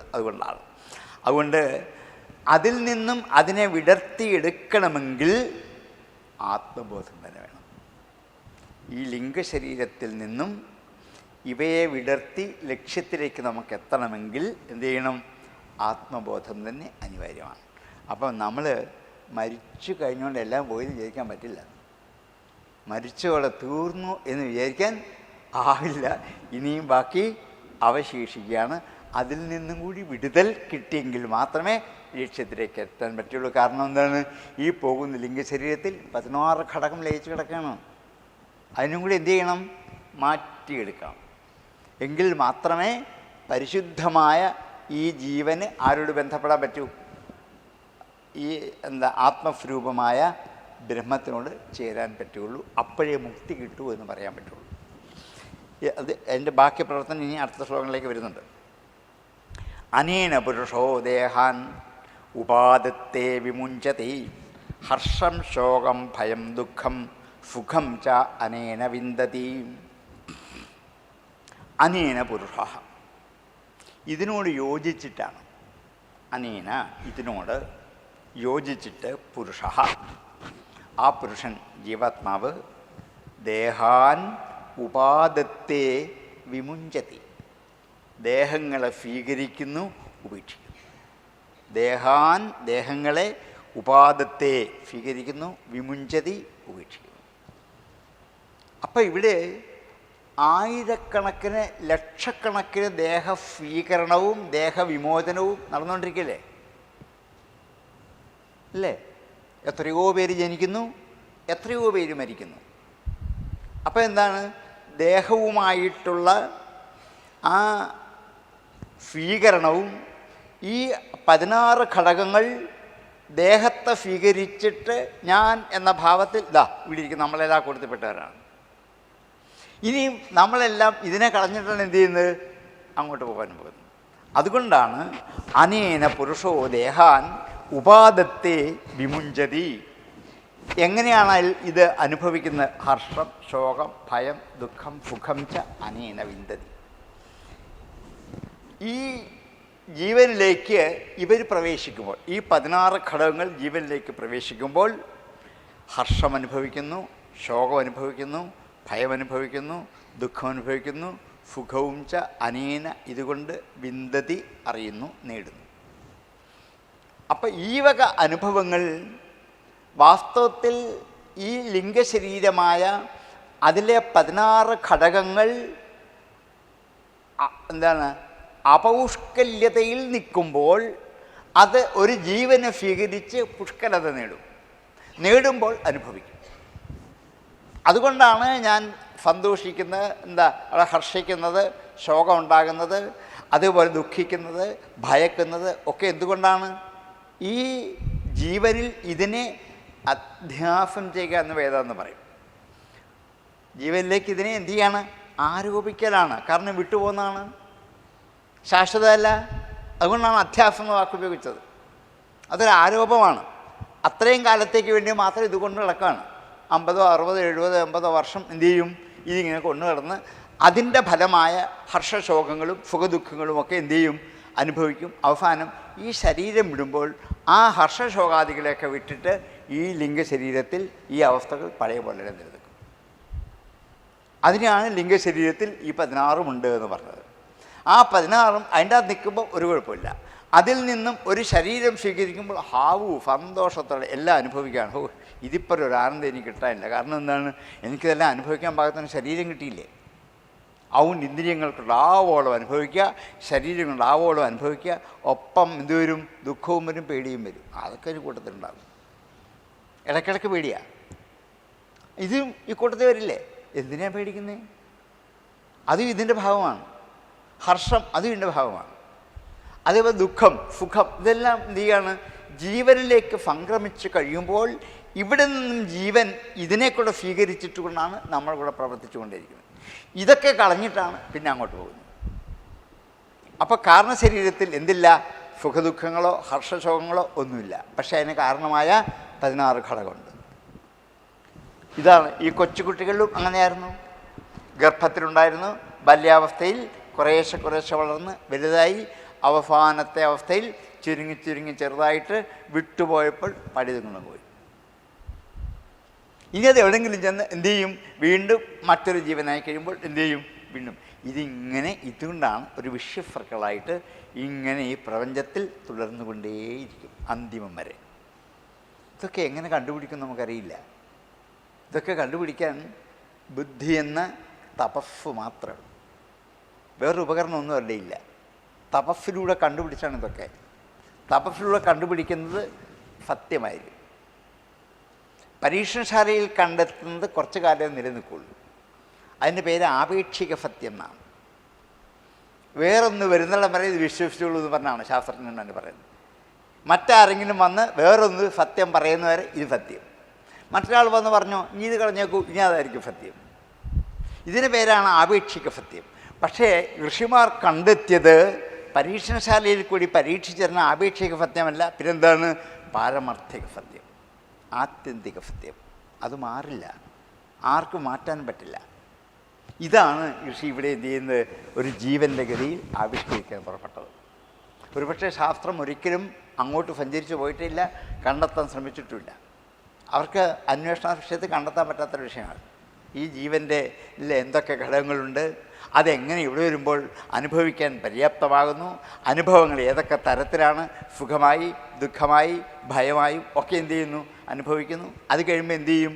ഇവിടുന്ന് ജീവൻ പോകുമ്പോൾ ഇതിനെയെല്ലാം കളഞ്ഞിട്ട് എന്തു ചെയ്യും? പഴയത് കയ്യിലുണ്ടായിരുന്നുകൊണ്ട് അത് വെച്ച് പോകും. ഇങ്ങനെ പൊയ്ക്കൊണ്ടിരിക്കുന്ന ഒരവസ്ഥയാണ് ലിംഗശരീരത്തിൻ്റെ വ്യാപകത്വം എന്ന് പറയാൻ വേണ്ടി. ഇതാണ് ജീവൻ. ജീവനിൽ എന്തൊക്കെയുണ്ട്, ആ ഉള്ളത് എങ്ങനെ പ്രവർത്തിക്കുന്നു കാണിച്ചെന്നേ. ഇതിലേക്ക് കടന്ന് പ്രവർത്തിച്ചു കഴിയുമ്പോൾ ഇതെല്ലാം അനുഭവിച്ചുകൊണ്ടിരിക്കുന്നു. ഏതുപോലെ സ്വപ്നത്തിൽ കയറിയിരുന്ന് കഴിയുമ്പോൾ എന്തൊക്കെ കാണുന്നു, അനുഭവിക്കുന്നു, ഓക്കെ. ഇതൊന്നും എന്തല്ല? സത്യമല്ല. സ്വപ്നം തീരുമ്പോൾ അതെല്ലാം അവിടെ ഇട്ടേച്ച് തിരിച്ചു പോരും. അത്രേ ഉള്ളൂ. അതുപോലെയാണ് ഇപ്പോഴും ഈ ഹർഷശോകാദികളും ഭയവും ഒക്കെ സ്വപ്നത്തിലെ പോലെ മാത്രമേ ഉള്ളൂ. സ്വപ്നം കണ്ടുകൊണ്ടിരിക്കുമ്പോൾ എന്തു ചെയ്യും? പേടിക്കും, ഉറക്ക വിളിക്കും, നിലവിളിക്കും, സന്തോഷിക്കും, അതൊക്കെ ചെയ്യും. പക്ഷേ സ്വപ്നം തീരുമ്പം അതെല്ലാം അവിടെ കളഞ്ഞിട്ട് വരും. അതുപോലെയാണ് ഈ ജീവൻ ഇവിടെ വന്ന് ഈ സ്വപ്നമാകുന്ന ഈ ലോകത്തിൽ ഹർഷശോകാദികളൊക്കെ അനുഭവിച്ചിട്ട് ഇതൊക്കെ ഇവിടെ കളഞ്ഞിട്ട് എന്തു ചെയ്യും? പിന്നെ തിരിച്ച് അങ്ങോട്ട് പോയതുകൊണ്ടും ആയില്ല. അതിൻ്റെ അകത്ത് എന്തുണ്ട്? വാസനാരൂപമായ കാരണശരീരം നിലനിൽപ്പുണ്ട്. അതിൽ നിന്നും ഇതിനെ വേർപെടുത്തണം. ഇവിടുന്ന് മരിച്ചു പോയുള്ള ഹാവു എല്ലാം കഴിഞ്ഞു അന്ന് വൈന്ന് വിചാരിക്കാൻ പറ്റില്ല എന്നർത്ഥം. എന്താ? വീണ്ടും ജനിക്കാം. അതുണ്ടാവാതിരിക്കണമെങ്കിൽ എന്ത് ചെയ്യണം? ആ കാരണത്തിൽ കാണപ്പെടുന്ന സ്വഭാവത്തെ കൂടി എന്ത് ചെയ്യണം? ഇല്ലാതാക്കണം. അതുകൊണ്ട് കാരണത്തിലെ ദോഷങ്ങളെ കണ്ടെത്തി പരിഹരിക്കണം എന്നാണ് ആയുർവേദം പറയുന്നത്. തന്നെയാണ് നിദാന പരിവർജനം. രോഗം വന്നാൽ ലക്ഷണത്തെ അല്ല ചികിത്സിക്കേണ്ടത്, പിന്നെന്താണ്? ആ രോഗത്തിൻ്റെ കാരണത്തെ ചികിത്സിക്കണം. കാരണത്തെ കണ്ടുപിടിച്ച് ചികിത്സിച്ച ലക്ഷണമൊക്കെ തന്നെ വെക്കൊള്ളൂ. ലക്ഷണത്തിന് ഓരോന്നിനും ചികിത്സ ചെയ്തുകൊണ്ടിരുന്ന കാരണം ഒട്ട് കിട്ടുമോ? അതുമില്ല. കാരണം കിട്ടാതെ രോഗം മാറുമോ? ഇല്ല. 2 മാസം പിന്നെയും വരും. അപ്പോൾ ഡോക്ടർ പറയും ചാകുന്നിടം വരെ മരുന്ന് കഴിച്ചോളാം. അത്രേ ഉള്ളൂ, വേറൊരു വഴിയില്ല. കാരണം കണ്ടു കിട്ടുന്നില്ല. എന്തുകൊണ്ടാണ് രോഗം എന്നറിയാൻ പറ്റുന്നില്ല. അതുകൊണ്ട് എന്ത് ചെയ്യുകയാണ്? ഈ ലക്ഷണത്തിൻ്റെ മരുന്ന് മരിക്കുന്നിടം വരെ കഴിച്ചോളൂ, ഒരു കുഴപ്പമില്ല. അങ്ങനെയല്ലേ നമ്മളിപ്പോൾ കഴിച്ചുകൊണ്ടിരിക്കുക.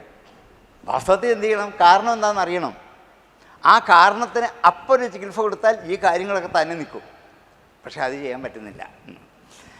അപ്പം അനീന പുരുഷോ ദേഹാൻ ഉപാദത്തെ വിമുഞ്ചതി ഹർഷം ശോകം ഭയം ദുഃഖം സുഖം ച അനേന വിന്ദതി യഥാ തൃണജലൂകേയം നാപയാത്യപയാതി ചാം നത്യജി മ്രിയമാണോ വി പ്രാഗ്ദേഹ അഭിമതിം ജനാം യാവദന്യം ന വിന്ദേത വ്യവധാനേന കർമ്മണാം മനയേവ മനുഷ്യേന്ദ്ര ഭൂതാനം ഭവഭാവനം. ഇപ്പോൾ പറഞ്ഞു വെച്ചത് ഈ 16 ഘടകവുമായിട്ട് ലിംഗശരീരം എന്തു ചെയ്യുന്നു? ഒരു ജീവനെ സ്വീകരിച്ച് ആ ജീവിതത്തിലുണ്ടാകുന്ന ഹർഷശോകാദികളൊക്കെ അനുഭവിച്ച് അതിനെ ഇവിടെ കളഞ്ഞിട്ട് എന്തു ചെയ്യുന്നു? ഈ നേരത്തെ കൊണ്ടുവന്ന 16 കൊണ്ട് തിരിച്ച് പോന്നു. 16 വിടുക എന്ന് പറയുന്നത് വെറുതെ അല്ല. ഈ 16 എണ്ണവും എന്ത് ചെയ്യണം? വീട്ടിയിട്ട് തിരിച്ചു പോകാൻ വേണ്ടിയിട്ടാണ്. ഈ 16 ദിവസം വെച്ചിരിക്കുന്നതുകൊണ്ടാണ് ലിംഗശരീരത്തിലുള്ള 16 ഘടകങ്ങളെ എന്ത് ചെയ്യണം? ഇല്ലായ്മ ചെയ്തിട്ട് വേണം അപ്പുറത്ത് കടന്ന് മോക്ഷത്തിലേക്ക് എത്താൻ. അതുകൊണ്ട് ലോകത്തിൽ പോകുന്ന ഈ ജീവാത്മാവിനെ ഉണ്ടാകുന്ന 16 വീടുക എന്ന് തന്നെ പറയാം. ഇത് വീട്ടിയിട്ട് വേണം പോകാൻ. ചുമ്മാ ഉപയോഗിച്ച വാക്കല്ല, വെറുതെ ഉപയോഗിച്ച ദിവസമല്ല. എന്തിനാണ് ഈ 16? ഞാൻ 5 ദിവസം കൊണ്ടെല്ലാം കഴിച്ചു പോകും എന്നൊക്കെ ഇപ്പോൾ പറയാം ആൾക്കാർ. പിറ്റേ ദിവസവും 5 ദിവസവും ഞങ്ങൾക്ക് സമയമില്ല, അതെല്ലാം ഞങ്ങൾ കളഞ്ഞിട്ട് പോകാം എന്നൊക്കെ ഇപ്പോൾ ഇഷ്ടംപോലെ ആൾക്കാർ പറയും. ഇതിനൊന്നും എന്താണെന്ന് അറിയില്ലല്ലോ. ഇപ്പോഴാണ് ജീവനിൽ 16 ഘടകമുണ്ട് എന്ന് നമ്മൾ തിരിച്ചറിയാൻ പുറപ്പെട്ടത്. അതുകൊണ്ടാണ് അങ്ങനെ പോയി കഴിയുമ്പോൾ ഈ പോകുന്ന ആ ജീവൻ ഇനിയും മറ്റൊരു ജീവൻ എങ്ങനെ കാരണമായിത്തീരുന്നു എന്നാണ്. അതുകൊണ്ടാണ് കാരണശരീരം എന്നതിന് പേര് വരുന്നത്. സ്ഥൂലം സൂക്ഷ്മം കഴിഞ്ഞ് ലിംഗം അല്ലെങ്കിൽ കാരണശരീരം. ആ ലിംഗശരീരം എന്ന കാരണശരീരത്തിൽ എന്തുണ്ട്? 16 ഘടകത്തോടു കൂടി നിലനിൽക്കുകയാണ്. ആ 16 ഘടകത്തോടു കൂടി അത് മറ്റൊരു ജീവനിലേക്ക് എന്തു ചെയ്യാം? പ്രവേശിക്കാം. ഈ 16 ഘടകങ്ങളെ കൂടി ഇല്ലായ്മ ചെയ്താൽ മാത്രമേ ഈ കാരണശരീരത്തിന് നിമിത്തമായ ആത്മസ്വരൂപം ബ്രഹ്മത്തിലേക്ക് ലയിക്കുള്ളൂ. അപ്പം ഇതിനെ എന്ത് ചെയ്യണം? അതിനെ കളയണം. അതിനുള്ളൊരു യത്നമാണ് നമ്മൾ ചെയ്യുന്നത്. ഇനി അതുകൊണ്ട് പൂർണ്ണമായോ നമുക്ക് പറയാൻ പറ്റില്ല, പക്ഷെ നമുക്ക് ഇതേവിടെ ചെയ്യാൻ പറ്റുള്ളൂ. അതുകൊണ്ടാണ് മരണാനന്തരമുള്ള ചടങ്ങുകൾ എല്ലാ ജാതി മതസ്ഥർക്കും ഉണ്ട്. നമുക്ക് മാത്രമല്ല, എല്ലാവർക്കും ഉണ്ട്. എന്തെങ്കിലുമൊക്കെ എല്ലാവരും ചെയ്യും. എന്താണ്?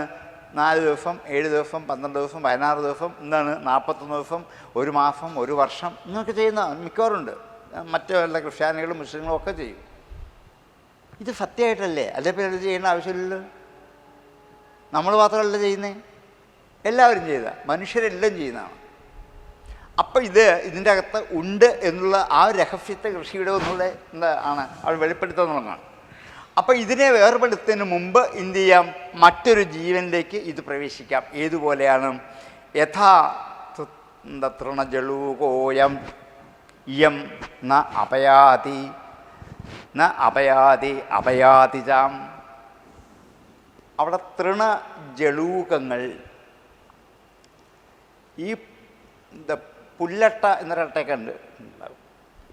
ആ പുല്ലട്ട എങ്ങനെയാണോ ഒരു പുല്ലിൽ നിന്നും മറ്റൊരു പുല്ലിലേക്ക് ചാടിക്കിടക്കുന്നത്, തൻ്റെ ശരീരത്തെ ഈ പുല്ലിൽ നിന്നും വിട്ടൂന്ന് പൂർണ്ണ ബോധ്യം വരുമ്പോഴേ എന്ത് ചെയ്യത്തുള്ളൂ? മറ്റേലേക്ക് പോവുകയുള്ളൂ.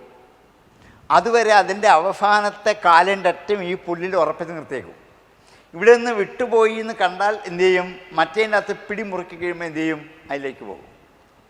അതുകൊണ്ടാണ് യഥാ തൃണ ജളൂക ഇയം, തൃണത്തിലെ ജളൂകത്തെ പോലെ, ജളൂകം ചാട്ട. അപ്പം തൃണജളൂക ഇയം, പുല്ലട്ടയെ പോലെ, ന അപയാതിയ, പോവുകയുമില്ല പോവുകയും ചെയ്യും. ന അപയാതിച്ച, ന അപയാതി വിട്ടുപോകുന്നില്ല, അപയാതി പോകുന്നുണ്ട്. ഒരു വശം വിട്ടുപോകുന്നില്ല, മറ്റേ വശം എന്ത് ചെയ്യുന്നുണ്ട്? പോകുന്നുണ്ട്. ന അപയാതിച്ച, പോകാതിരിക്കുന്നതും പോകുന്നതും എപ്രകാരമാണോ അതുപോലെ ന ത്യജേത് മ്രിയമാണോപി പ്രാക് ദേഹാഭിമതിം ജന. ന ത്യജേത്, ത്യജിക്കില്ല.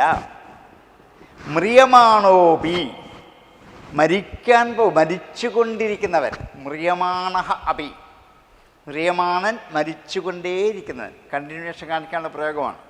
അവിടെ പ്രിയമാണോപി, അവിടെ പ്രാക്, മരിക്കുന്നതിന് മുമ്പ് തന്നെ, ദേഹ അഭിമതിം ജനാഹ, ദേഹത്തിൻ്റെ അഭിമതി, ഇഷ്ടം, ഈ ശരീരത്തിൽ ഉണ്ടാക്കി വച്ചിരിക്കുന്ന ഇഷ്ടത്തിന് അനുസരിച്ച് ജനങ്ങൾ യാവത് അന്യെന്ന വിന്ദേത, യാതൊരു കാലം വരെയാണോ മറ്റൊന്നിലേക്ക് എത്തപ്പെടുന്നത്, യാവത് അന്യം ന വിന്ദേത, മറ്റൊന്ന് കിട്ടുന്നതുവരെ, വ്യവധാനേന കർമ്മണാം, കർമ്മങ്ങളിലെ വ്യവധാനമില്ലാതെ മറ്റൊന്ന് കിട്ടുന്നത് വരെ, മനേവ മനുഷ്യേന്ദ്ര ഭൂതാനാം ഭവഭാവനം. ഹേ മനുഷ്യശ്രേഷ്ഠ എന്ന് എന്താണ് രാജാവിനെ വിളിച്ചതാണ്, അത്രേ ഉള്ളൂ. അല്ല, ഇവിടെ വേറെ ബന്ധമൊന്നുമില്ല, സംബോധന എന്ന്. നമ്മുടെ ഈ വിഷയമായിട്ട് ബന്ധമില്ലാത്ത ഇടയ്ക്ക് ഒന്ന് ഓർമ്മിക്കുന്നതാണ്. അങ്ങയോടാണ് ഞാൻ ഈ പറയുന്നത് എന്ന് ഒന്ന് ബോധ്യപ്പെടുത്താൻ വേണ്ടി. എന്താണ് മനുഷ്യേന്ദ്ര ഭൂതാനാം ഭവഭാവനം. മനസ്സ് തന്നെയാണ് എല്ലാ ഭൂതങ്ങൾക്കും സംസാര കാരണമായി തീരുന്നത്. മനസ്സ് തന്നെയാണ്. അന്തിമ സമയത്ത് എന്താണോ മനസ്സിലുള്ളത് അതിനനുസരിച്ചിട്ടാണ് അടുത്ത ജന്മം ഉണ്ടാകുന്നത് എന്നുള്ള ഒരു സത്യത്തെ ആവിഷ്കരിക്കാൻ പുറപ്പെടുകയാണ്. മരണസമയത്ത് എന്തിനെക്കുറിച്ച് ചിന്തിക്കുന്നുവോ അതനുസരിച്ചായിരിക്കും എന്തുണ്ടാവുക, ഇനിയൊരു ജന്മം ഉണ്ടാകാൻ പോകുന്നത്. അതുകൊണ്ട് അന്തിമ സമയത്ത് ഈശ്വരനെക്കുറിച്ചാണ് ചിന്തിക്കുന്നതെങ്കിൽ ഈശ്വരനിലേക്കായിരിക്കും പോകേണ്ടി വരിക. അല്ല, ഈ ലോകത്തെ സുഖഭോഗങ്ങളെക്കുറിച്ചാണ് ആഗ്രഹിക്കുന്നതെങ്കിൽ തിരിച്ചെന്ത് ചെയ്യും, അങ്ങോട്ട് തന്നെ വരും.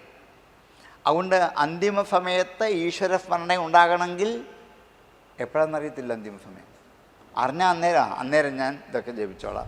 എപ്പോഴാണെന്നറിയാൻ പറ്റില്ല. അറിയാമെങ്കിൽ അതിന് ടൈം ടേബിൾ ഉണ്ടാകുന്നെങ്കിൽ കുഴപ്പമില്ല. ഇത്രാം തീയതി ഇന്ന സമയം ഇന്ന ദിവസം മരിക്കും എന്നാണെങ്കിൽ എല്ലാ ജോലിയും മാറ്റി വെച്ചിട്ട് ആ സമയത്ത് നാമം ചൊല്ലിയിരിക്കാം. അങ്ങനെ പറയാൻ പറ്റില്ലല്ലോ. നിൽക്കുന്നത് എപ്പോൾ വേണമെങ്കിൽ ഇത് സംഭവിച്ചുകൊണ്ടിരിക്കാം. അപ്പോൾ എന്ത് ചെയ്യണം, സദാസമയവും ഇത് ഉച്ചരിച്ച് ജപിച്ച് കൊണ്ട് ഇരുന്നാൽ അതിനനുസരിച്ചുള്ള ഒരു ജന്മമായിരിക്കും പിന്നീട് കിട്ടാൻ പോകുന്നത്. അല്ലെങ്കിൽ ഏതാണോ മനസ്സിലിരിക്കുന്നത് ആ മനസ്സിന് അനുസരിച്ച് സങ്കല്പത്തിനനുസരിച്ചാണ് പിന്നൊരു ജന്മം. ഈ ജന്മം എടുക്കുന്നത് ഈ 16 ഘടകങ്ങളാണ്. ഈ 16 ഘടകങ്ങൾ ഇങ്ങനെ നോക്കി നിൽക്കുകയുള്ളൂ. അതിലാരുണ്ട്, മനസ്സുണ്ട്.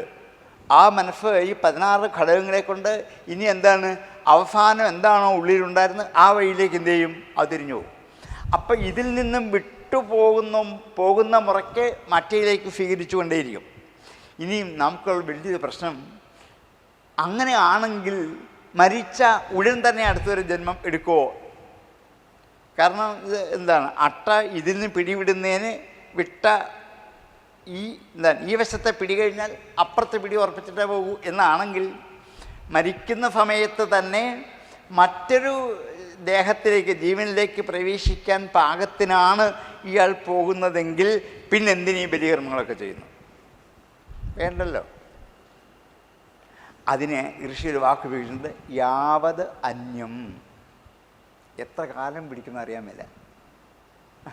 നമുക്ക് അട്ടയുടെ ഉദാഹരണം പറഞ്ഞത്, അട്ട ചിലപ്പോൾ ഒരു ദിവസമോ 2 ദിവസമോ ഒക്കെ ഉണ്ടായിരിക്കും വിട്ടുപോവുക. ഇത് ചിലപ്പം വർഷങ്ങൾ വേണ്ടി വരും. യാവത് എന്നൊരൊറ്റ പദം കൊണ്ടാണ്.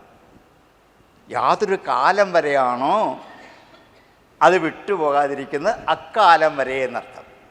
അതുകൊണ്ട് കുറച്ച് ഭാഗം ഇവിടെയും കുറച്ച് ഭാഗവും അവിടെയും നിൽക്കുന്ന ഈ ലിംഗശരീരത്തിന് അവിടേക്ക് പോവാതെ അതിൽ നിന്നും വിട്ട് നേരിട്ട് ബ്രഹ്മപദത്തിലേക്ക് എത്താൻ പാകത്തിന് നമ്മൾ മരിക്കുന്ന സമയം മുതൽ എന്ത് ചെയ്യണം, ഇതിനു വേണ്ടിയുള്ള പിതൃകർമ്മങ്ങൾ അനുസ്യൂതം ചെയ്തുകൊണ്ടിരുന്നാൽ അതിൽ ഉണ്ടായിരുന്ന ദുർവാസനകളെയൊക്കെ ക്ഷയിപ്പിച്ച്, മുഴുവൻ ക്ഷയിച്ചില്ലെങ്കിൽ ക്ഷയിപ്പിച്ച് 16 ഘടകങ്ങളെയും 16 ദിവസം കൊണ്ട് വീട്ടി ഇയാൾക്ക് മുക്തി കൊടുക്കുന്നു എന്ന് സങ്കല്പിക്കാനാണ്. എത്ര ദിവസം പിടിക്കും നമുക്കറിയാൻ പറ്റില്ല. യാവത് എന്ന് മാത്രമേ ഋഷി പറഞ്ഞുള്ളൂ. യാതൊരു കാലം വരെ ആണോ എന്ന് അതിന് നിശ്ചിതമായൊരു സമയം പറയാൻ പറ്റത്തില്ല. ഇത്ര ദിവസം കൊണ്ട് ഇത് പിടിവിട്ട് അപ്പുറത്ത് പോകും എന്നും പറയാൻ പറ്റില്ല. എപ്പോഴാണെങ്കിലും എന്ത് ചെയ്യാം, അപ്പുറത്ത് പോയി അത് സ്വീകരിക്കുക. അതിനെ നമ്മെ ബോധ്യപ്പെടുത്താൻ ഇപ്പം ഭൂലോകത്തെക്കുറിച്ച് അറിയാത്ത ഒരാൾക്ക് ഗ്ലോബ് കൊണ്ടുവച്ച് മുമ്പിൽ വെച്ച് കറക്കി കാണിച്ച് ഇതാണ് ഭൂലോകം എന്ന് പറയുന്ന പോലെയുള്ളൂ. ഇതാണോ ഭൂലോകം, ഇത്രേ ഉള്ളൂ, ഈ അട്ട ഇങ്ങോട്ട് കിടന്ന് അത്രയും സമയം മതിയോ എന്ന് നമ്മൾ വിചാരിക്കും. അതായത് പറഞ്ഞ് ഒരു ഭൂലോകത്തെക്കുറിച്ച് പഠിപ്പിക്കുന്ന അധ്യാപകൻ 5-മത്തെയോ 3-മത്തെ 4-ഓ 5-ഓ 6-ഓ ക്ലാസ്സിൽ ചെല്ലുമ്പോൾ ഒരു ചെറിയ ഗ്ലോബ് കൊണ്ടുവച്ചിട്ട് വട്ടം കറക്കിയിട്ട് ചൈന, ഇത് അമേരിക്ക എന്നിങ്ങനെ എന്ത് ചെയ്യും, ഓരോന്ന് പറഞ്ഞു കാണിക്കും. ഇത്രയുള്ള ഈ ഭൂലോകം എന്ന് വിചാരിക്കുന്നില്ല. അത് വളരെ വലുതാണ്. പക്ഷെ അതിനെ എന്ത് ചെയ്യുന്നു, ഒന്ന് ചെറുതാക്കിക്കാൻ. ഇതുപോലെ ഋഷി നമുക്ക് ബോധ്യപ്പെടുത്താൻ വേണ്ടി ഈ അട്ടയുടെ ഉദാഹരണം പറഞ്ഞു എന്നേ മനസ്സിലാക്കാവൂ. അങ്ങനെയാണെങ്കിൽ പിന്നെ മറ്റൊരു ശരീരം സ്വീകരിക്കാതിരിക്കാൻ വേണ്ടി എന്തിനാ ഇതൊക്കെ ചെയ്യുന്നത്? ഇതൊക്കെ അനാവശ്യമല്ലേ, ഇത് വ്യർത്ഥമല്ലേ എന്ന് ചിന്തിക്കുന്നവർക്കാണ് യാവത് എന്ന് ഋഷി ഒരു വാക്ക് ഉപയോഗിച്ചിട്ടാണ് അല്ലേ. യാവത് അന്യെന്ന വിന്ദേത, യാതൊരു കാലം വരെയാണോ മറ്റൊന്നിലേക്ക് എത്തപ്പെടുന്നത് അതുവരെ. നമുക്ക് എത്ര ബുദ്ധിപൂർവ്വം ചെയ്തൊരു വാക്കാണ് അത്. അത് നമുക്ക് തിരിച്ചറിയാൻ പറ്റിയാൽ അതുകൊണ്ട് അതിന് എത്ര കാലം പിടിക്കാം? നമ്മൾ ഉദ്ദേശിക്കുന്നത് ആ അട്ടയുടെ ദിവസം അല്ല, 16 ദിവസം എടുത്തോളൂ. നമുക്ക് ചെയ്യാൻ പറ്റുന്ന എന്താണ്? 16 ദിവസം കൊണ്ട് ഇത് മറ്റൊന്നിലേക്ക് പിടിവിടാതെ എന്ത് ചെയ്യണം? നേരിട്ട് പോകാൻ പറ്റണം. അതിനാണ് പിതൃകർമ്മങ്ങൾ ചെയ്ത്, ബലികർമ്മങ്ങൾ ചെയ്ത് 16 വീടി ഫപിണ്ഡീകരണം വരെയുള്ള സമസ്ത ക്രിയകളും അനിവാര്യമാണ് എന്ന് ഭാഗവതം നമ്മെ ബോധ്യപ്പെടുത്തുകയാണ്. ഇന്നത് വേണ്ടെന്നൊരു ചിന്തയുണ്ട്. ഇതൊന്നും ആവശ്യമില്ല, മരണത്തോടുകൂടി എല്ലാം കഴിയും.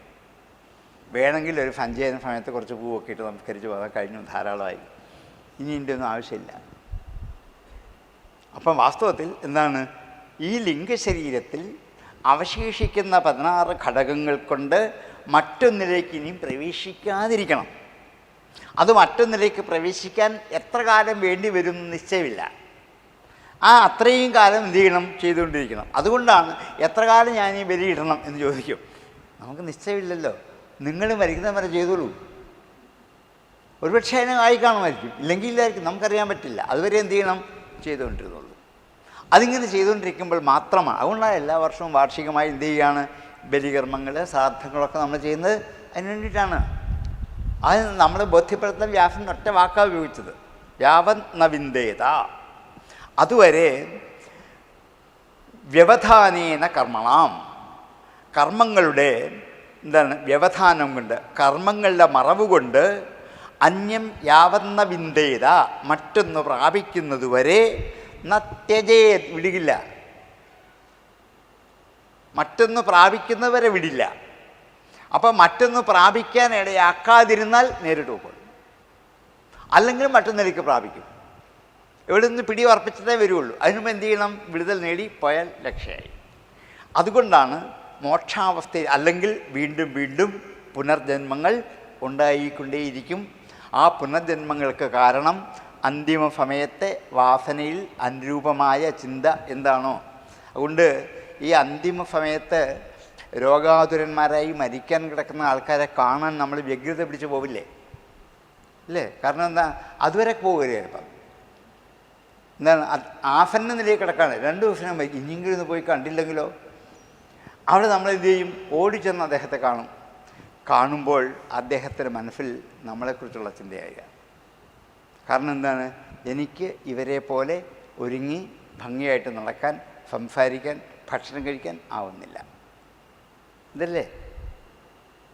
ഈ ദുഃഖത്തോടെ ആയിരിക്കും അയാൾ എന്ത് ചെയ്യുക? പോവുക. എന്ത് വലിയ ദ്രോഹമാണ് നമ്മൾ ചെയ്യുക. നമ്മുടെ വിചാരം എന്താണ്? മറ്റുള്ളവരെ കാണിക്കാൻ നമ്മളിപ്പോൾ അയാളെ ഒരു കാരണവശാലും എന്ത് ചെയ്യരുത്? ആ സമയത്ത് പോയി കാണരുത്. കാരണം ആ സമയത്ത് അയാൾക്ക് എന്ത് ചെയ്യണം? ആരെയും കാണാതെ, ലൗകികമായ ഒരു വിഷയങ്ങളിലും അനുഭവിക്കാതെ, ഇടപെടാതെ സ്വസ്ഥമായ അയാൾക്ക് എന്ത് ചെയ്യും? ആരും ചുറ്റുമില്ലെന്ന് വന്നാൽ ഈശ്വരനെക്കുറിച്ച് മാത്രം ചിന്തിച്ചുകൊണ്ടിരിക്കും. ഓരോ മണിക്കൂറിലിട്ട് ഓരോ കാഴ്ചക്കാർ ചെന്നുകൊണ്ടിരുന്നാൽ അയാളുടെ ഉള്ളിലെ വേദന ഇവരെക്കുറിച്ചാണ്. ഇനിയും നിർബന്ധമാണെങ്കിൽ നിങ്ങളുടെ മുഖം അവരെ കാണിക്കരുത്. പിന്നെ എന്ത് ചെയ്യണം? ഒരു ശ്രീകൃഷ്ണൻ്റെ ഫോട്ടോ കയ്യിൽ വെച്ചുകൊണ്ട് പോയിക്കോളൂ, അത് മുമ്പിൽ കാണിക്കണം അയാളെ. നിങ്ങളെയല്ല കാണേണ്ടത്. പിന്നെ ആരെയാണ്? ഈ കൃഷ്ണനെ. ഈ കൃഷ്ണനെ കണ്ടുകൊണ്ട് അയാൾക്ക് എന്ത് ചെയ്യാൻ പറ്റണം? പോകാൻ പറ്റണം. നിർബന്ധമാണെങ്കിൽ പൊക്കോളൂ, പക്ഷെ കയ്യിൽ എന്തുണ്ടാവണം? ഈ ഒരു വിഗ്രഹം, ഈ ഒരു ഫോട്ടോ കയ്യിൽ വെച്ചേക്കണം. അത് നിങ്ങളുടെ മുഖം മറച്ച് അയാളെ ഇത് കാണിക്കണം. നമ്മുടെ മുഖം കണ്ട് അയാൾക്ക് പോകാൻ ഇടയാവരുത്. ഇതൊക്കെ നമുക്ക് പറയാൻ പറ്റും, പ്രാവർത്തികമാക്കാമെന്ന് അറിയാൻ പറ്റില്ല. പക്ഷേ ഇതൊരു കഴിവതും ഒഴിവാക്കുന്ന ഏറ്റവും നല്ലതാണ്. രോഗാതുരനായി അയാൾ കിടക്കുന്നതിന് മുമ്പ് പോയി കണ്ടോളൂ, സംഭാഷണം ചെയ്തോളൂ, ഒരു കുഴപ്പമില്ല. അത്യാസന്ന നിലയിൽ കിടക്കുമ്പോൾ, അതുകൊണ്ടാണ് പലപ്പോഴും ICUയിലേക്ക് മാറ്റി നമ്മളെ ആരും കയറ്റാത്തത്. ഒരു സന്ദർശന കേട്ടില്ല. 2-3 നഴ്സുമാരോ ഡോക്ടർമാരോ വല്ലപ്പോഴും ചെല്ലുന്നതിനെ മാത്രമേ കാണാൻ പറ്റും. ബാക്കി സമയം ആരെ വിചാരിച്ചോളും? ഈശ്വരനെ വിചാരിച്ചുകൊണ്ടല്ലേ കിടന്നോളും. അയാളുടെ സ്ഥായി ഭാവം അതാണല്ലോ. അതുകൊണ്ട് ICUയിൽ കിടന്നാൽ ഒരു കുഴപ്പമില്ല. കാഴ്ചക്കാരൊക്കെ വെളിയിൽ നിന്ന് കണ്ടു പോരുകയുള്ളൂ. വീട്ടിലാകുമ്പോഴാണ് എന്ത് ചെയ്യുന്നത്? ഇടയ്ക്കിടയ്ക്കിടയ്ക്ക് വിസിറ്റേഴ്സ് ഇങ്ങനെ വന്ന് ഈ സമയത്ത് എന്തിനെങ്കിൽ പോയി ഈ സമയത്ത് കാണാനുള്ള വ്യഗ്രത എന്ത് ചെയ്യണം? കുറേശ്ശെ നമ്മൾ കുറച്ചുകൊണ്ടല്ലോ. ആ സമയത്ത് കണ്ട് നമുക്കൊന്നും കിട്ടാനില്ല, ആർക്കും കിട്ടാനില്ല. പിന്നെ നമ്മൾ കാണാൻ പോകുന്ന വീട്ടുകാരെ ബോധ്യപ്പെടുത്താനാണ് ഞാൻ ചെന്നു എന്ന് ബോധ്യപ്പെടുത്തും, അത്ര മാത്രമേ ഉള്ളൂ, അല്ല ഒരു ഉദ്ദേശമില്ല. ഒന്ന് ചിന്തിച്ച് നോക്കിക്കോളൂ. ഇനി അല്ല നിർബന്ധമാണെങ്കിൽ ഞാൻ പറഞ്ഞ പോലെ എന്തെങ്കിലും കയ്യിൽ കൊണ്ടുപോകണം. കാരണം നമ്മളെ അല്ലേക്ക് കാണേണ്ടത് ആരെയാണ്? ഈശ്വര വിഗ്രഹങ്ങളെ, പ്രതിമകളെ കണ്ടുകൊണ്ട് അയാൾക്ക് എന്ത് ചെയ്യണം? അന്തിമ നിമിഷം ആനന്ദം അനുഭവിക്കാൻ പറ്റണം. നമ്മളെ കാണുമ്പോൾ ആനന്ദമല്ല ഉണ്ടാകുക, ദുഃഖമാണ്. ഇത് നമ്മളെപ്പോഴും ധരിച്ചുകൊണ്ട് എന്ത് ചെയ്യൂ?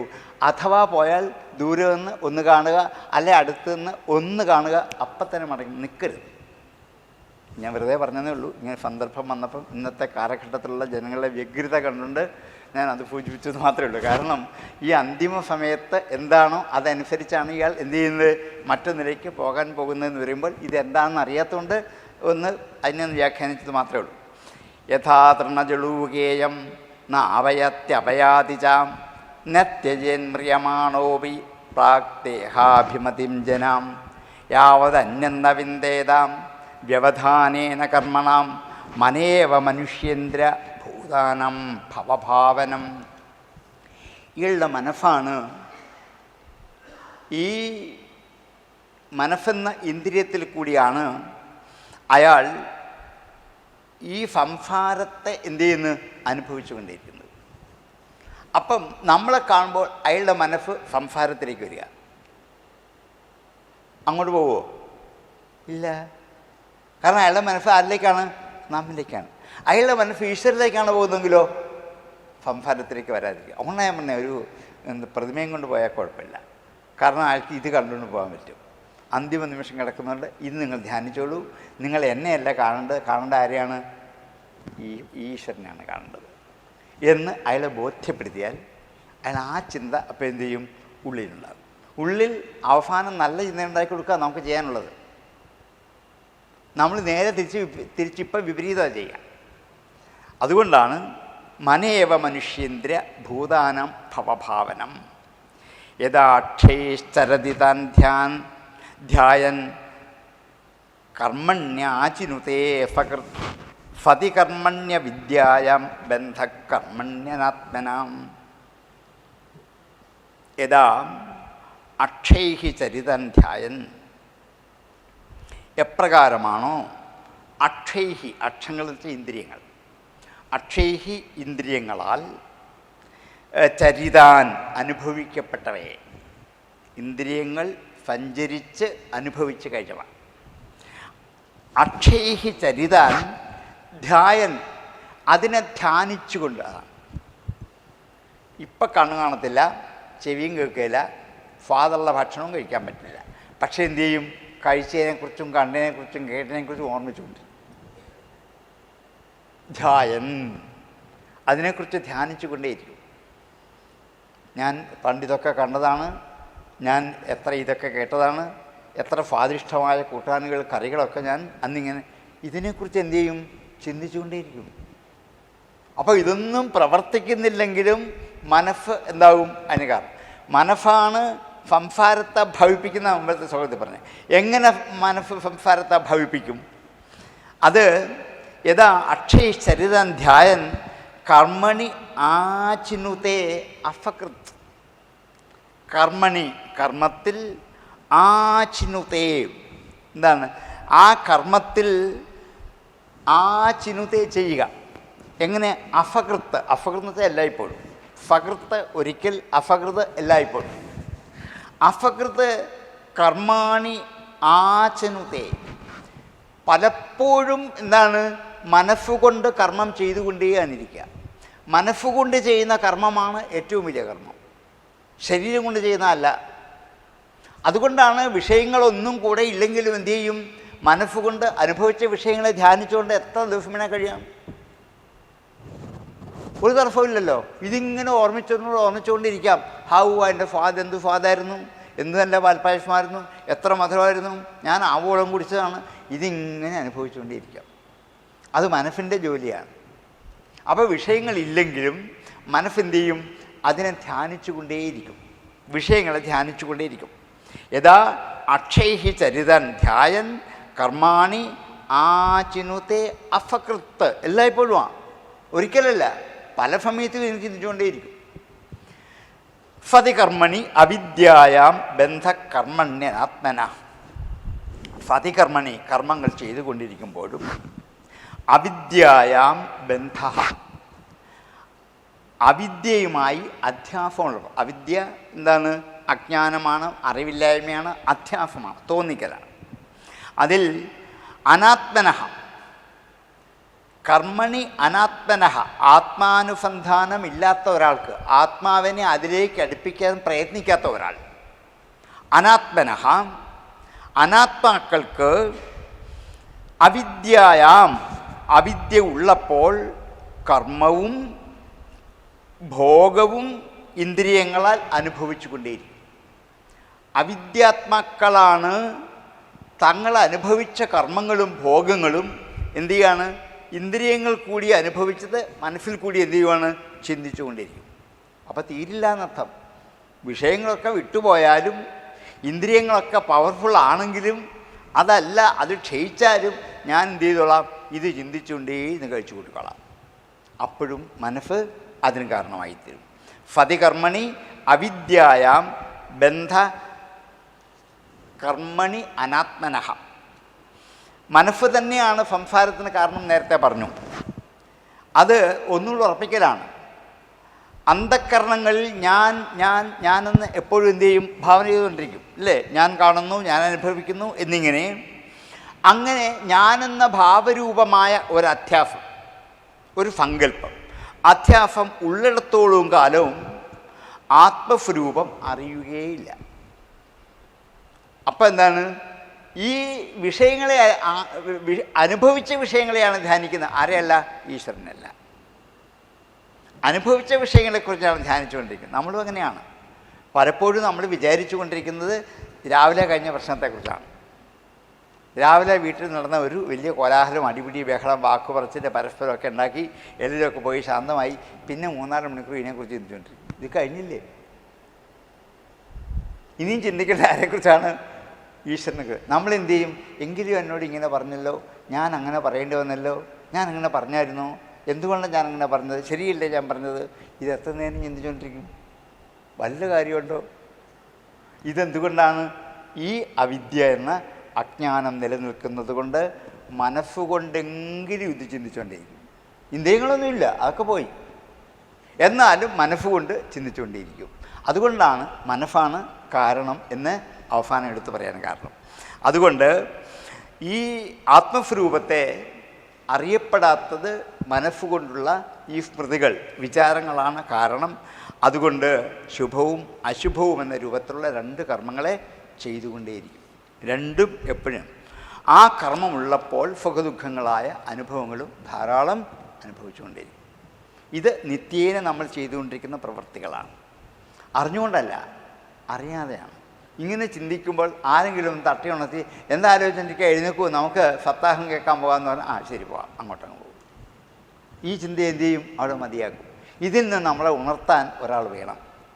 എങ്കിൽ മാത്രമേ നമ്മൾ അതിൽ നിന്നും വിട്ടിട്ട് മറ്റ് വിഷയങ്ങളിട്ടു. ആ സമയത്ത് നിങ്ങൾ ഭാഗവതം വായിച്ചാൽ, നാരായണീയം വായിച്ചാൽ, ഗീത വായിച്ചാൽ നിങ്ങൾക്ക് നല്ലതാണ്. വഴക്കുണ്ടാക്കിപ്പോയവർക്ക് നല്ലതാണ്. കാരണം അവർക്ക് നന്മയുണ്ട്. അവരെക്കുറിച്ച് നിങ്ങൾ ഈ 4-5 മണിക്കൂർ ചിന്തിച്ചാൽ അവർക്കും ഒരു ഗുണമില്ല, നിങ്ങൾക്കുമില്ല. 2 പേർക്കും ഒരു ഗുണവുമില്ലാത്ത വിചാരമല്ലേ മനസ്സുകൊണ്ട് ചിന്തിച്ചുകൊണ്ടിരുന്നത്. ഇത് കളഞ്ഞിട്ട് ഭാഗവതം വായിച്ചാൽ നമുക്കും ഗുണമുണ്ടാകും, അവർക്കും ഗുണമുണ്ടാകും. ഇത് ചെയ്തുകൂടിയെന്ന് ചോദിച്ചത്. അപ്പോൾ എന്തു ചെയ്യും? ഈ അന്തിമ നിമിഷത്തിൽ എന്താണ്? മറ്റാരും കടം വീട്ടാൻ വന്നില്ലെങ്കിലും സ്വയം കടം വീട്ടി പോകാൻ പറ്റും. 16 വിടാൻ ആരും ഇല്ല, വേണ്ട, ഞാനിതെല്ലാം വീട്ടിയിട്ടാണ് പോയിരിക്കുന്നത്. ഇനി എനിക്ക് എന്ത് ചെയ്യത്തില്ല, മറ്റൊരു ജന്മത്തിലേക്ക് പോകേണ്ടി വരില്ല എന്നെന്താണ്? ഉറപ്പാണ്. എൻ്റെ ക്ലാസ്സിൽ 88 വയസ്സുള്ള ഒരു സ്വാമി ഉണ്ടായിരുന്നു. 15 വർഷമായിട്ട് എൻ്റെ ക്ലാസ്സിലുണ്ട്. അദ്ദേഹം നല്ല ഒരു എന്താണ് പട്ടമാരാണ്. നല്ല ആചാനുബാഹുവാണ്. 100 കിലോ വെയിറ്റ് ഉണ്ട്, നല്ല ഹണ്ണവും നീളമൊക്കെ ഉണ്ട്, നല്ല ഭക്ഷണം കഴിക്കും, പ്രത്യേകിച്ച് അസുഖങ്ങളൊന്നുമില്ല. അദ്ദേഹം തിരുവാർപ്പ് സ്വദേശിയാണ്. അതുകൊണ്ട് അദ്ദേഹം രാത്രി 2 മണിക്ക് ഉണരും. തിരുവാർപ്പയുടെ കൃഷ്ണൻ 2 മണിക്ക് എഴുന്നേക്കും. എഴുന്നേറ്റ് അദ്ദേഹത്തിന് നിവേദ്യമൊക്കെ വേണം. അദ്ദേഹം 2 മണിക്ക് ഉണരും. ഉണർന്ന് വൈകിട്ട് 7 അമ്പലം അടച്ച് അത്താഴപ്പൂജ സമയം ഇദ്ദേഹം ഉറങ്ങും. ഇദ്ദേഹത്തിൻ്റെ ചിട്ടയാണ്. ഈ 2 മണിക്ക് എഴുന്നേറ്റിൽ 6 മണി വരെ സൂക്തങ്ങളും പാരായണവും മാത്രമായിട്ട് കഴിഞ്ഞുള്ളൂ. ജപങ്ങൾ മാത്രമേ ഉള്ളൂ. 6 മണിക്ക് ബാക്കിയുള്ള സന്ധ്യാവന്തനും ക്രിയകളും എല്ലാം കഴിഞ്ഞ് വന്നു കഴിഞ്ഞാൽ 7:30 ഭക്ഷണം കഴിച്ചാൽ 12:30 വരെ ഭാഗവതം വായിക്കണം. എൻ്റെ ക്ലാസ്സിൽ ഭാഗവതം സ്ഥിരം പഠിക്കും. ഭാഗവതം വായിക്കും. ഉച്ചയ്ക്ക് അരമണിക്കൂർ വിശ്രമിക്കും. 1:30-2 മണിക്ക് എഴുന്നേറ്റ് വീണ്ടും ഗീത വായിക്കും. സന്ധ്യ വരെ ഗീതയാണ്. സന്ധ്യയ്ക്ക് മുമ്പായിട്ട് നാരായണീയം ആവുന്നതോ ദശകം വായിച്ച് 7:30 അത്താഴം കഴിച്ചിട്ട് അദ്ദേഹം കിടന്നുറങ്ങും. ഇത് ചിട്ടയാണ്, ഒരു മാറ്റവും വരില്ല. 2 മക്കളുണ്ട്, 2 പേരും പുറത്തായി. ഫാമിയും മാമിയും മാത്രമേ ഉള്ളൂ. ഇത് ആകുന്ന കാലത്തൊക്കെ അവിടെ വന്ന് ഇപ്പം ഓൺലൈനാണ്. എന്നും എല്ലാ ദിവസങ്ങളും ഒരു ദിവസം ക്ലാസ്സില്ലെങ്കിൽ സങ്കടമാണ്. അപ്പം വിളിക്കും, എന്ത് പറ്റി, എൻ്റെ പ്രഭാഷണം എവിടെയെങ്കിലും ഉണ്ടെങ്കിൽ ഏതെങ്കിലും പ്രഭാഷണം അപ്പം കേൾക്കണം. ഇത് കേൾക്കലേ ഉള്ളൂ. പിള്ളേർ ഫോൺ വിളിച്ചാൽ പറയും, ഇപ്പോഴെങ്കിലും വിളിക്കരുത്, എനിക്കിപ്പോൾ സമയമില്ല, ഫോൺ വെക്കും. അഥവാ പറഞ്ഞാൽ 2 വാക്ക് മാത്രം പറഞ്ഞിട്ട് വെക്കും, അത്രേ ഉള്ളൂ. ഇവിടെ കുഴപ്പമൊന്നുമില്ല, നിനക്ക് സുഖമല്ലേ, അത്രയും വയ്ക്കും. അല്ല, ആ വീട്ടിലെ കാര്യങ്ങളൊന്നും എനിക്കറിയാൻ താല്പര്യമില്ല. അവരെന്ത് കഴിച്ചു, ജോലിക്ക് പോയോ, ഭക്ഷണം കഴിച്ചോ, ചോദിച്ചിട്ടൊരു കാര്യമില്ല, അതൊക്കെ നടന്നോളൂ. എൻ്റെ വിഷയം അതല്ല, എനിക്ക് ഇത് മാത്രമേ ഉള്ളൂ. ഓരോ ക്ലാസ്സിലും എന്നോട് ചോദിക്കും, ഞാൻ ചെയ്യുന്ന മതിയോ, എനിക്ക് ലക്ഷ്യത്തിലെത്താൻ പറ്റുമോ, ഇനി എന്തെങ്കിലും ചെയ്യണോ എന്നിങ്ങനെ ചോദിക്കും. ഞാൻ ഒന്നും ചെയ്യണ്ട, സ്വാമി പോകുന്ന വഴി നല്ല വഴിതാണ്, ലക്ഷ്യത്തിലേ എത്തുള്ളൂ. ഉറപ്പാണോ? ഉറപ്പ്, യാതൊരു സംശയമില്ല, സ്വാമി ലക്ഷ്യത്തിലേ എത്തുകയുള്ളൂ, വിട്ടുപോവില്ല. ഒരു ദിവസം എന്നോട് പറഞ്ഞു, എൻ്റെ മനസ്സ് ഇടയ്ക്കിടയ്ക്ക് ഈ മറ്റേ വീട്ടിലെ വിഷയങ്ങളിലേക്കൊക്കെ പോകുന്നത് ഭാഗവതം വായിക്കുമ്പോഴും പോകുന്നുണ്ട്. ഞാൻ ഭാഗവതം വായിക്കുമ്പോൾ ഭാഗവതത്തിൽ ആ പേജിലൊരു കൃഷ്ണൻ്റെ ഫോട്ടോ എടുത്ത് വെച്ചോളൂ. ആ ഫോട്ടോയിൽ നോക്കിക്കൊണ്ട് ഭാഗവതം വായിച്ചോളൂ. പിറ്റേ ദിവസം അങ്ങനെ ചെയ്യും. അടുത്ത ക്ലാസ്സിൽ പറയും, ഞാനിപ്പോൾ അങ്ങനെ ചെയ്യുന്നേ, അപ്പോൾ എനിക്ക് കുറേശ്ശെ ഇത് മാറാൻ പറ്റും. ഇങ്ങനെ അദ്ദേഹം എപ്പോഴും പരിശ്രമിച്ചുകൊണ്ടേയിരിക്കുകയാണ്. 10 വർഷമായിട്ട് ഇത് മാത്രമേ ലക്ഷ്യം. ഈ കഴിഞ്ഞ മുമ്പത്തെ ആഴ്ച രാവിലെ എഴുന്നേറ്റ് കൃത്യങ്ങളെല്ലാം കഴിഞ്ഞു. 6:30 മണിക്ക് കാപ്പിയും കുടിച്ചു. 7 മണിയായപ്പോഴത്തേക്കും അദ്ദേഹത്തിൻ്റെ മാമി തൊട്ട് മുറ്റത്തൊരു അമ്പലമുണ്ട്. അപ്പോൾ ഭക്ഷണം കഴിക്കാൻ അടുക്കള വന്ന് താഴെ ഇരുന്നേ കഴിയുള്ളൂ. അടുക്കള വന്ന് താഴെ ഇരുന്ന് പ്ലേറ്റ് എടുത്ത് അടുത്ത് കൊണ്ട് വെച്ചു. മാമി ഇപ്പോൾ വരും, 5 മിനിറ്റ് മാമി വരും, അടുത്ത അമ്പലം വന്ന് വിളമ്പി കൊടുക്കും. ഭക്ഷണം കഴിക്കുമ്പോൾ വിചാരിച്ച് ഇങ്ങനെ ഇരുന്നു, ഇങ്ങനെ ഒന്ന് ചാരി ഇരുന്നു. ഒറ്റ സെക്കൻഡ് കൊണ്ട് ജീവൻ പോയി. മാമി തിരിച്ചു വരുമ്പോൾ ഇങ്ങനെ ചാരി ഇങ്ങനെ അവിടെ ഇരിക്കും. ഇതൊരവസ്ഥയാണ്. ഭാഗവതം വായിച്ചാൽ, ഇതേപോലെ കൃത്യനിഷ്ഠകൾ അനുഷ്ഠിച്ച് ജീവിച്ചാൽ ഈ ലക്ഷ്യം ഉറപ്പാണെന്ന് സ്വാമി കാണിച്ചത് ഞാൻ എപ്പോഴും അത്ഭുതം വിചാരിക്കാറുണ്ട്. അതിൻ്റെ തലേദിവസം എൻ്റെ ക്ലാസ്സിലുണ്ടായിരുന്നു. അന്ന് രാവിലെ 7 മണി സമയത്ത് സ്വാമി അറിഞ്ഞിട്ടില്ല, മാമി അറിഞ്ഞിട്ടില്ല, ആരും അറിഞ്ഞിട്ടില്ല. ആ പ്ലേറ്റും വെച്ച് കാലിൽ നീട്ടി അവിടെ ഇരിപ്പുണ്ട്. മാമി അമ്പലത്തിൽ പോയിട്ട് 5 മിനിറ്റ് തിരിച്ചു വന്നപ്പം ആളില്ല. ഇതാണ് ഒരവസ്ഥ എന്ന് ഞാൻ പറഞ്ഞു. അപ്പം ഈ ഏത് നിമിഷം ഉണ്ടാകുന്ന അറിയില്ല. അതുകൊണ്ട് സദാസമയം എന്ത് ചെയ്യുകയാണ്, ഇതിലേക്ക് തന്നെ വ്യാപരിച്ചുകൊണ്ടിരുന്നാൽ ലക്ഷ്യത്തിലെത്താം എന്ന് ഉദാഹരണം കാണിച്ചിരുന്നുണ്ട്. ഇങ്ങനെ ആർക്കും ആവാം, ഒരാൾക്കേ ആവുന്നില്ല, ആർക്കും എന്ത് ചെയ്യാം, ഈ ലക്ഷ്യത്തേക്കാം. മറ്റൊന്നും ഉള്ളിൽ കിടക്കില്ല. 2 മക്കൾ നടുവരും ഫോൺ വിളിക്കും. പക്ഷേ ഫോൺ വിളിച്ചാൽ 2 സെക്കൻഡ് സമയം ഫോൺ വെക്കും. ഇനി എനിക്കത് പറഞ്ഞിട്ട് കാര്യമില്ല. അവർക്ക് മക്കളുണ്ട്, അവർ പഠിക്കുന്നുണ്ട്, ജോലിയുണ്ട്. 1/4 മണിക്കൂർ എനിക്ക് വേണമെങ്കിൽ ഇതിനെക്കുറിച്ച് ചോദിച്ചുകൊണ്ടിരിക്കാം. എന്താ കാര്യം? പ്രത്യേകിച്ചൊരു കാര്യമില്ല. ആ സമയത്ത് എനിക്ക് ഭാഗവതം വായിച്ചാൽ എനിക്കും നല്ലതാണ്, അവർക്കും നല്ലതാണ്. നമുക്ക് ഓരോരുത്തർക്കും പഠിക്കേണ്ട ഒരു വലിയ പാഠമാണ് വസ്തുതല സ്വാമിയിൽ നിന്ന് കിട്ടിയത്. ഞാൻ യാദൃശ്യമായിട്ട് പറഞ്ഞതേ ഉള്ളൂ, ഒരു അനുഭവം കൊണ്ട്. അതസ്തദപവാദാർത്ഥം ഭജ സർവാത്മനാ ഹരിം പശ്യം തദാത്മകം വിശ്വം സ്ഥിത്യുത്പത്യപ്യയോന്മതഃ. അതുകൊണ്ട് സമയം ദീർഘിക്കുന്നില്ലേ, പ്രത്യേക ഈ ഒരു ശ്ലോകങ്ങളേ ഉള്ളൂ, നമ്മുടെ വിഷയം ഏതാണ്ട് അതോടെ തീരും. തത് അപവാദാർത്ഥം, അതുകൊണ്ട് അതിൻ്റെ നാശത്തിന് വേണ്ടി. അപവാദം നാശം നടത്തും, വാദത്തെ ഇല്ലാതാക്കലാണ്. അപവദതീതി അപവാദം എന്നാണ്, നാശമില്ലാതാക്കൽ. അപ്പം ഇല്ലാതാക്കൽ, നശിപ്പിക്കാതെ. അതുകൊണ്ട് തത് അപവാദാർത്ഥം, അതിനെ നശിപ്പിക്കാനായിട്ട് സർവാത്മന ഹരിം ഭജ. എല്ലാ ആത്മസ്വരൂപത്തോടെ ഇന്ദ്രിയം, മനസ്സ്, ബുദ്ധി, ഗുണങ്ങൾ ഇതെല്ലാം ഒന്നിച്ച് ചേർത്തുകൊണ്ട് ആരെ ഭജിക്കണം? ഹരിയെ ഭജിച്ചു. സർവാത്മന എന്ന് പ്രയോഗിച്ചുകൊണ്ടാണ്. സർവാത്മന ഹരിം ഭജ, ഹരിയെ ഭജിക്കൂ.